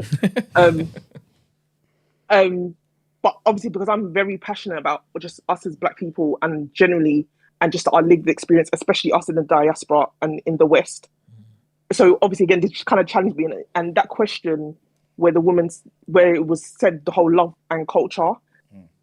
To be honest, I'm still undecided because I get the experience that she had and how love was a driving force. And it's so funny because if I probably heard that out without watching this documentary, I would think, like, especially when she said, I think she said when she didn't have that experience, when they was talking about hair and about the workplace. Yeah, like when she said, "Oh, I didn't have that," and to be honest, if I was to hear that outside and from a Black woman, I kind of would get my back up. Yep. Obviously, not knowing that probably they had that experience. Yes. So it definitely left me with complicated feelings because, like I said, I'm very black and white with things. It's kind of, for me, it's all or nothing. Like I love being Black. I love being Nigerian. I love being Yoruba. I don't know where your mum, because you said you was in Lagos, but I don't know what tribe specifically. But Igbo. Igbo. Oh, okay. Yeah. So it kind of brought up a lot of complicated feelings. I'm not gonna lie. It's still very like, oh. That's why I also wanted to know about that's why I asked a question about the parents, because I can't lie, as much as it didn't happen to me, just watching it, I felt so angered for them, and I felt so angered on behalf of them, especially with the parents. So that's why I really wanted to know, like, I would really love to have known the mindset back then. Obviously, I know you managed to put like the voices of some, and she said that she was in, like, if she could go back, she would not have done that. And it just, because to me, I've got a son, and I could never just think to hand my child over. And no offense to you, again, it may sound racist, but I can never try and hand over my child to any oppressor. No, I'm sorry. And for them, it's just because I just see the pain in which some people have been severed from that said identity and culture, and how much that can dictate their lives going forward. Yeah. And how much it can create such a conflict in their life going forward, because they can even pass that on. Because I think one of them have said, like, it's even with her children, what is created with her children. Yeah. And I just think that's such a deep thing, and there's such massive ramifications. Yeah. So again, I'm just like, the mindset of which you would do that with your kids. And I get, obviously, something that was not, that's what I'm saying. I find it hard to, like, I don't know. I can't lie, it angered me. It really did. Especially because even at the end, when one of them said, I'm even going to change my name, as much as a pretty name, but the pain associated to that. And she even said, is a day by day step to forgive my mother. Yeah. You're never going to get your head around it, though, are you? Really and truly. No, yeah, I know. I guess, and obviously, because I guess I'm not obviously that time. I wasn't around that time, so I guess it's maybe unfair to hold them kind of feelings. Yeah, but definitely. Because sorry to cut you, Christy. You know, it is like, if we, even through history, like, we've seen it. Like, we've got to live through stuff. Like, people say, like, when you know better, you do better. There is loads of things that people done back in the day that they wouldn't do now. Yeah. They just wouldn't do now because we know, innit? You get what I'm trying to say? And then people in that experience coming over, like, the world was a totally different place then. It was much bigger than it is now. Absolutely. Coming over to a new place and all this kind of stuff, you can't put yourself in their frame of mind to say what you do. Like, you wouldn't do it. Of course, nobody would right now, but we don't have to. They probably, if they would ever ask, without them coming to this country, if they would ever give up their child, they would have said no. Some of them would have said no, to then kind of find yourself. But Chris actually reminded me of something. It made me realize as well how it is that we need to be mindful, because we've had a conversation today, actually, how we question people's blackness and how we question people's culture. And, like, even as someone who is black, so say, for example, Nigerian, if someone can't speak the language, we judge them. Someone can't cook this, we judge them. Like, so just how it is that we judge people based on culture, but you actually don't know what people's backgrounds are. You don't know, like the guy, for example, who doesn't even know who his family is, but say you met him and he said, oh, I'm Nigerian, I'm Igbo, and you're saying, oh, you don't speak the language, though. Like, you just pass judgment without knowing the history. So it made me very mindful of that, how we always be past judgment and we don't know people's individual life stories. Yeah. And I hear Christy, you know, I think in this current climate, it's tricky to align with certain people given how much shit you may have faced, right? Yeah. But yeah, I always think, you know, everybody does have a story, you know what I mean? Absolutely. Like the guy that you were talking about who was abandoned in the High Commission, you know, his brother, his family, the people that took him in are still so close to him to this day, and they are like, you know, really great people. Do you know what I mean? But you may take a certain view on them. If you met him and it's like my family, If you met him, you might, and if you met his white family, you may think, for whatever reason, these Oyimbos don't feel me or what have you. You might have a certain thing about them, but they might feel closer to you because they know him. Yeah, exactly. Do you know what I mean? And then you're reading it differently. So it's tricky, man. I think we live in strange times. We do, man. We live in strange times. It's why it's important honestly. to be kind. Yeah, rewind. You can't be triggering people. You don't have to know what their life stories are. Yeah. And that's not saying, you know what I mean, go around to the house for dinner, just because. just be chill. Absolutely. Yeah, but I just my parting words. But Andy, trust me, you did a fascinating job for me to actually have these kind of conflicting feelings because I'm very stern and staunch on my That's views. why you want to bat. If So you can for make Christy less racist, boy, Listen, this is give him all the bastards, show. all of them. This is a show. No, Even the year he doesn't have a submission, just give it to him anyway. Like they were doing Anton Deck. Amen. Make I believe in Andy the white Jesus. Anton Deck. Hey, listen. no, it really did, and I look forward to your future works definitely, and just the fact that you're pushing certain of these stories, like very, very kudos to you. And even with not all money is good money, but obviously I hope it's very profitable for you because we need more stories like this. Amen to that. So- That's a big one. Yeah. But thank you. Thank you. Thanks, Thank you very Christy. much. Yeah. Oh, babe. Yeah. An absolute babe. All right, so lastly, just last task for today, okay? Tasks. Last task. Can you please leave a question for the next guest? If you could change the world tomorrow, what would be the first thing you do? Ooh. I'm such a foodie. I'm thinking about food, child. Is that all right? That's it. Yeah, if you could change the world, what would be the first thing you do? Yeah, if you that's could a good change the one. world tomorrow, what would be the first thing you do? That's a good one. All right, people. Andy, thank you so much for coming on. Really good It's been a vibes. blessing. It's been great meeting you guys. Literally, I'm leaving this place thinking, this is it's just so inspiring. Lovely. Genuinely, That's how we felt it's with really, Watch really Yourself, so inspiring. Thank you. Thank you for having me. Thank you. Thank you for Pleasure, coming man. on. Make But more guys, money. they make money. The plan, yeah, man. Yeah. But guys, watch White Nanny Black Child on Netflix. And of course, as Andy releases stuff, we'll be letting you guys know. Will you be coming back? Hey, you got me now. Love Yes. it. All right, then. Correct answer. 2 points for that. Watch the fade as well. Yes, watch the fade. What's the guy that the farming film? Yeah, Adewale. Adewale. I Yeah. could. That's it. I actually started the project with him. Oh, Okay, okay. I was gonna say, did you end up yeah. doing research on him during? Yeah, we were. I mean, you'll need me for another podcast on that. All right, cool. There's a whole story there, but yeah, me and Adewale actually, you know, we started making a film together I like to as see that. well, That was off the back fascinating. of his farming, or we were proposing to kind of do something together. Because I watched the whole farming film, and when they got to the end, and it was, I said, "Oh my!" I said, "Wait, I know, man, I know him. What are you talking about? I swear to God, this could happen to anybody." Yep. I said, "Bruh, Say that guy, he may get you too. listen, to be Yeah. taking." It's mad. Yeah. It's mad. Don't let me complete the sentence. Yeah, no. So I saw that. It was a decent film. Really decent film. Nice. His personal true story, like beyond that film, is also really powerful. That's amazing. Yeah. It's like what you say when you see stuff, you want to get into more rabbit holes. I want to hear. I want to know Yeah. more about No, that. the rabbit holes. Yeah. Yeah. So I look Yeah. forward to seeing what he's up there. Yeah, I'm sure that's why in the Matrix they have the white rabbit. Chase the rabbit. Ah, it makes sense. It makes sense. Huh? Yeah. See? Decoding. Listen, think about it, Take you it know? easy. Yes. Thank you very much, man. Thank you, Andy. Thank you so much. Lovely to meet you. Thank you. Really lovely to meet you. Of course you can.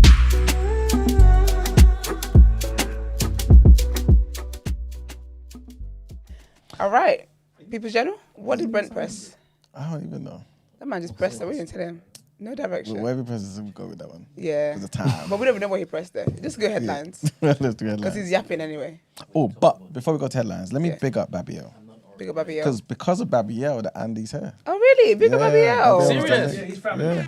Oh, stop. Shut there the you front go. door. So I have to big up Babiel. Big up man. Babiel. Why did we lead with that? Why did we lead with that? We're saying at the end. Yeah, he's and our Andy's off favourite camera. man. Yeah, big up Baby man. Thank you very Andy much. said his family because he didn't pick that up. Yeah. No, he genuinely is. Oh, that's sweet. Don't. Thanks, Thank you, Andy. Thank Travel you. safe. But yeah, it was that one day I think I just mentioned the Netflix show, innit? And then Babio reached out to Brent, was like, yo, that film that Iman mentioned, Yeah. And yeah, man, so big him up. All right, I was part of this too. Yeah, somewhat. God damn it. Yeah. Pick me up. You won't even know. I just found it in real time. You didn't even know. Too busy lying. That was really All fun, right, man. guys. So remember the other day I spoke about, no, sorry, I didn't speak about it. It was in the news, right? Relayed the information. Sorry to say, guys, more I bad don't know what you're news. talking about. I'm about to get to it. Well, health officials have said that there's 2 more cases of a new strain of mpox virus. It's been Oh my gosh, found hear this. in London. The other day, I saw a bite on my ankle. Huh? I said, oh my gosh, monkeypox, they got me. Of course it's not monkeypox. But I swear the first thing I thought Yeah. was monkey. I said, oh no. Oh no. I'm happy to report it's not. So what was it? I don't know, it's just a bite. So it could be. It's not. It can't be. Otherwise, we'll got it. And you had your child around me as well. You definitely, you've been praying against, you've been fasting against monkeypox. No, it definitely isn't. All right. So yeah, man, the two individuals are now under specialist care Damn. at Guy's and St. Thomas Hospital. All 3 patients were infected with the clade 1B variant of the virus, which was first detected in Central Africa and appears to transmit more easily between people. Professor Susan Hopkins, who's the chief medical advisor at the UK Health Security Agency, said that mpox, which is formerly known as monkeypox, could spread quickly within households and further cases were not unexpected. So guys, you have to really, take care out there, man. She also said, though, that the overall risk to the UK population remains low. We are working with partners to make sure all contacts of the cases are identified and contacted to reduce the risk of further spread. Next headline, trigger warning this one, guys. And the man who led the investigation into the shooting of Chris Kaba has defended the decision that led to a firearms officer being unsuccessfully tried for murder.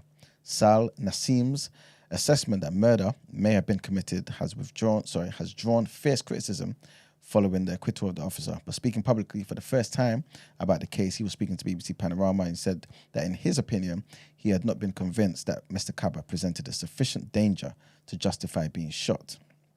Sergeant Martin Blake, who's an officer in the Specialist Firearms Unit MO19, was found not guilty of murder last month, prompting protests from the Kaba family and from many people, to be fair, not just the family. The Met Police says that the system for holding police officers to account must be reformed. Panorama has spoken to a former Met Police firearms officer who believes that the 24-year-old Chris Kaba would have survived the police operation to carry out an armed stop on the night of the 5th of September 2022, were it not for the unexpected intervention of the police car containing Sergeant Blake. Can you imagine? So he goes on to say that a police officer can only use lethal force when it's absolutely necessary. At the point the weapon was fired, Mr. Nassim says that he did not think that appeared to be the case. Wow. Last headline, guys, and an alleged intelligence leak from Benjamin Netanyahu's office has ballooned into a major scandal for the Israeli Prime Minister after a court partly lifted a gag order on the case, saying that the affair may have undermined efforts to reach a hostage deal in the Gaza war. 4 people have been arrested in connection with the joint investigation by the police, internal security services, and the army. This is what happened on Sunday night. The central suspect was named Eliezer Feldstein, and whom the Israeli media said was hired as a spokesperson and a media advisor in the Prime Minister's office shortly after the October 2023 Hamas attack on Israel. The other 3 people to be arrested are members of the security establishment.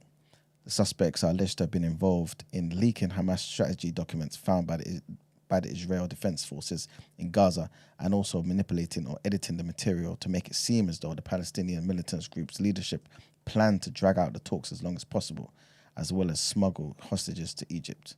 These people are insane. But that's it for the headlines, guys. It's time to pay them bills. All right, let's get into the reaction.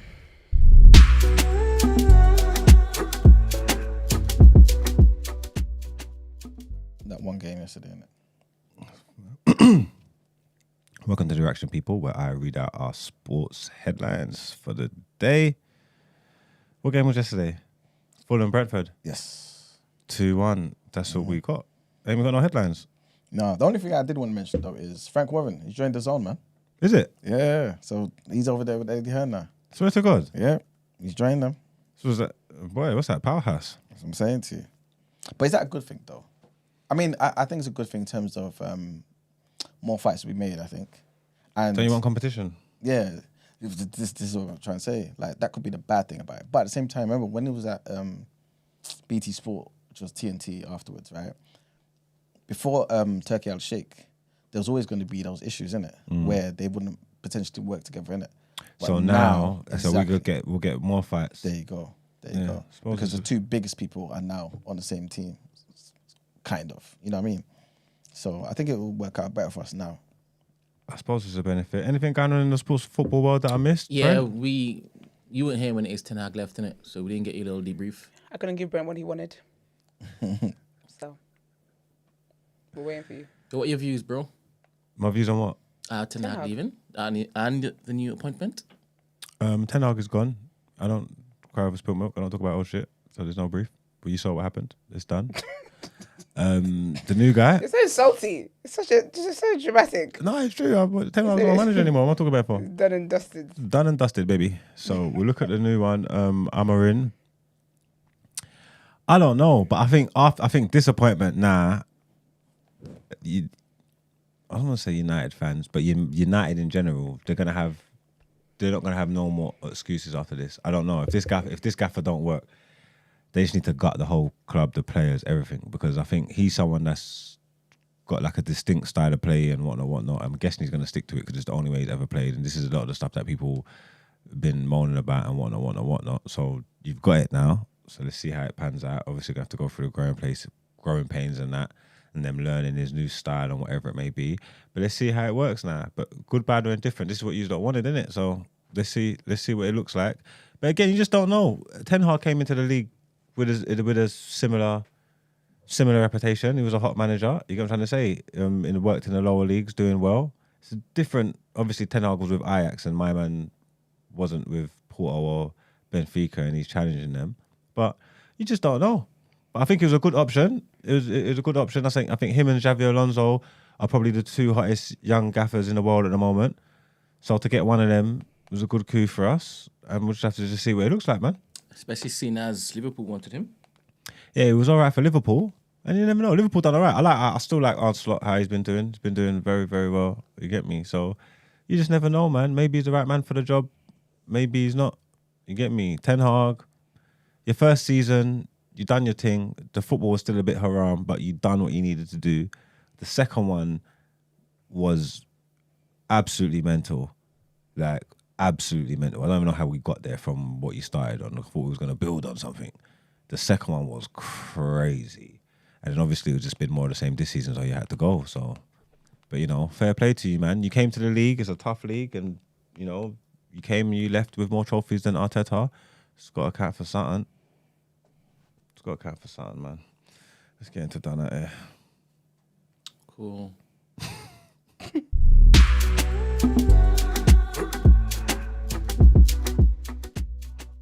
There is bare Out Ere's. I ain't looked at none of these, so I don't want to press that one.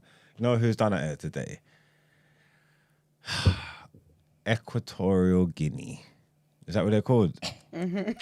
Brent. Look at Brent with the Q. How did you know I was going to do that? They're taking asses out here. Why would you put... I mean, you haven't spoke. So how come this is cued? They're taking asses out here. Crazy scene. No, 1 second. I still need to get to the bottom of this. Me and Brent have not been in communication. Got to the bottom of tell you that for free. Nah, that was too close to him talking about me, though. Huh? You said that too close to him talking about me, Esther. But I thought you've always been mature. I've never put you as a pause guy, so don't do that. No, I'm fine with you. Does this guy remind you of Marvin Abbey? This is... Why would you go with that verse? Huh? We're here. Why would you go with that verse? Yes. And Marv loves Bunda as well. Why would you go with that Loves verse it. considering Loves the headline? Bunda. I wasn't surprised. They're like... When I saw this picture, I wasn't surprised. It's giving Abbey. It's not. Man No? said that's the That's a title lazy of this, eye. that's the Marvin title got of a the lazy stream. eye. It's giving Abby. Dash Max 2024. He needs to question his friendship with you because that's crazy. He even has the same frames. No, but I don't say he looks like him. It's a resemblance. If someone resembles someone, don't mean you look like someone. You know what I mean? Brent said he's got the same glasses. Facts. Prolific. Yeah, he said facts. To be fair, though, I was saying this guy looks like a deviant. It's in the eyes, man. You got to look in the eyes. Maybe you want to get into politics, though. I don't think it's the best you want to go with. On your first day back. Sorry. And he did everything in his office, you know. What happened? Though? No, not everything in office. I've seen some. some. Do you know what You happened? see more scenes? I've seen him chopping in the bed. He hasn't been in the office though.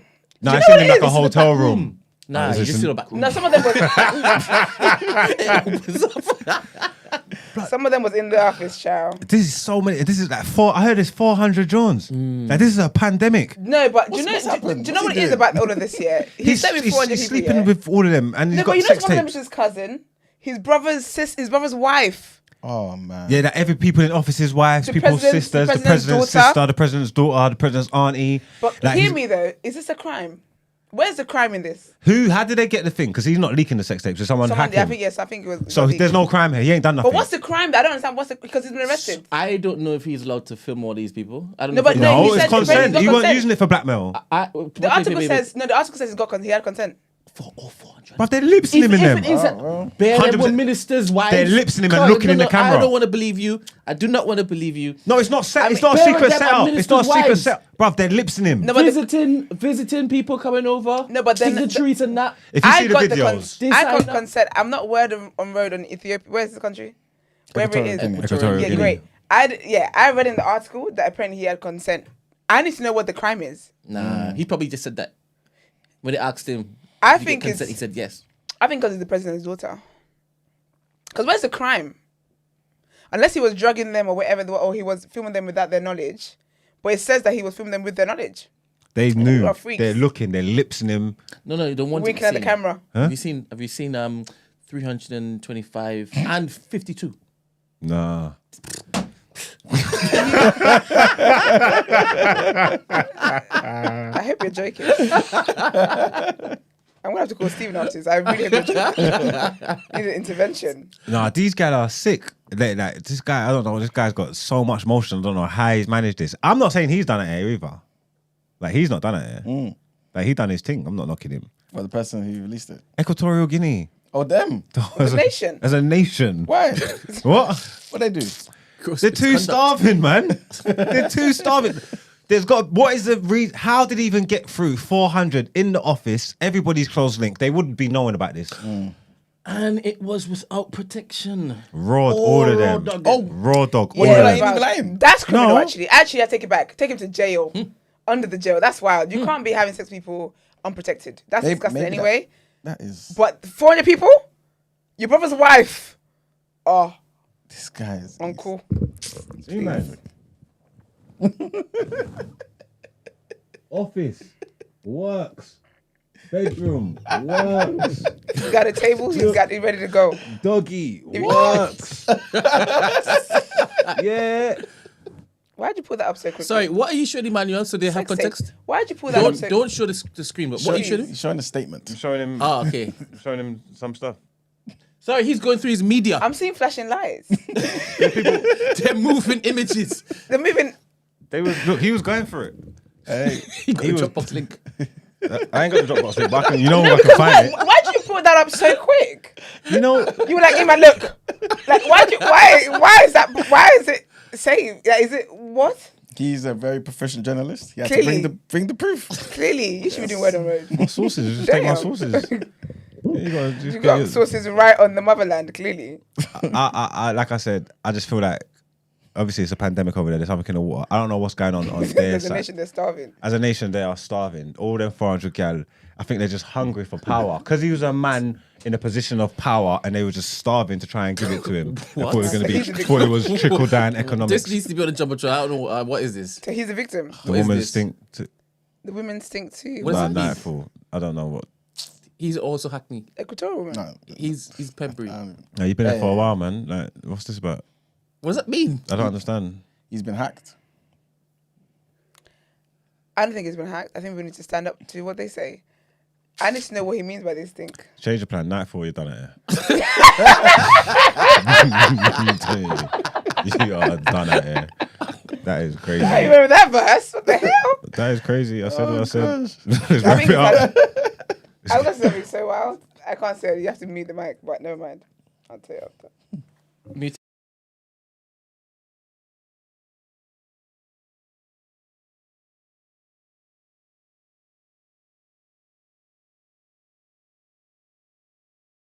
The other gate. Ciao. Oh, Nightfall's explained himself. Basically, he's saying they're just as bad. Oh. Fair. Okay. We're moving from done here. Yeah, man. To be fair, yeah, because when you Saved know, it. we're having a conversation about sex tapes and you say stink. Okay, sorry, Nightfall. You know. You're not done here.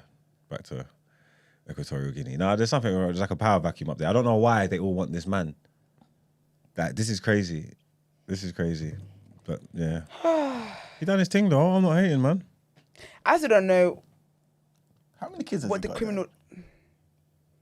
He's definitely got some, but I don't think he's claiming them. I don't think he's aware that he's got kids. He's I at the think they're type saying that that blocks he's your got- number after he slept with you one time. He's gonna have to go and have an STI test now, I think. But I need to know what the crime is, though. I don't think it's a crime. But he's arrested. Oh, is he? Yeah. No, but then again, you know what? So they said they were investigating for fraud as well. But he was chopping in work. He's in a thingy state. He's a politician. He's chopping in work and all that misconduct. That's all illegal. Yeah, anyway. and they said to Faye that he is being investigated for fraud or something like that as well. So maybe that's why he's in jail. And all of this is just it's one little bit of power. They're done at it, man. Let's wrap this bad boy up. Okay. The whole nation, you know.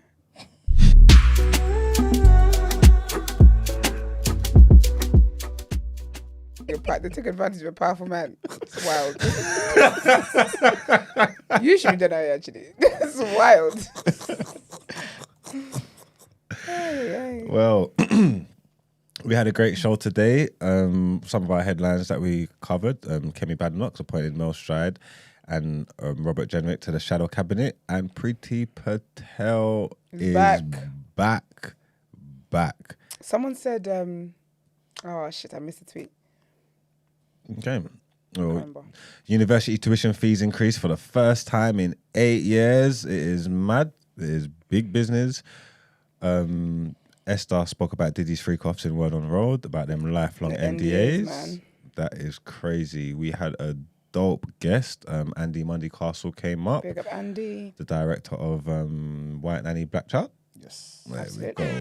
Great show on Netflix. Make sure you go and check it out. And our last headlines for the day one of them that we crossed is alleged that Netanyahu may have leaked.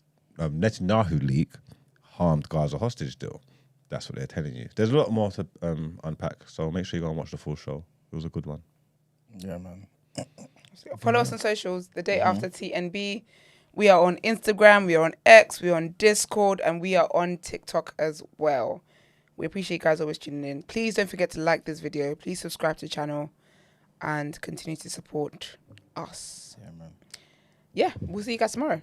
Peace out. Peace.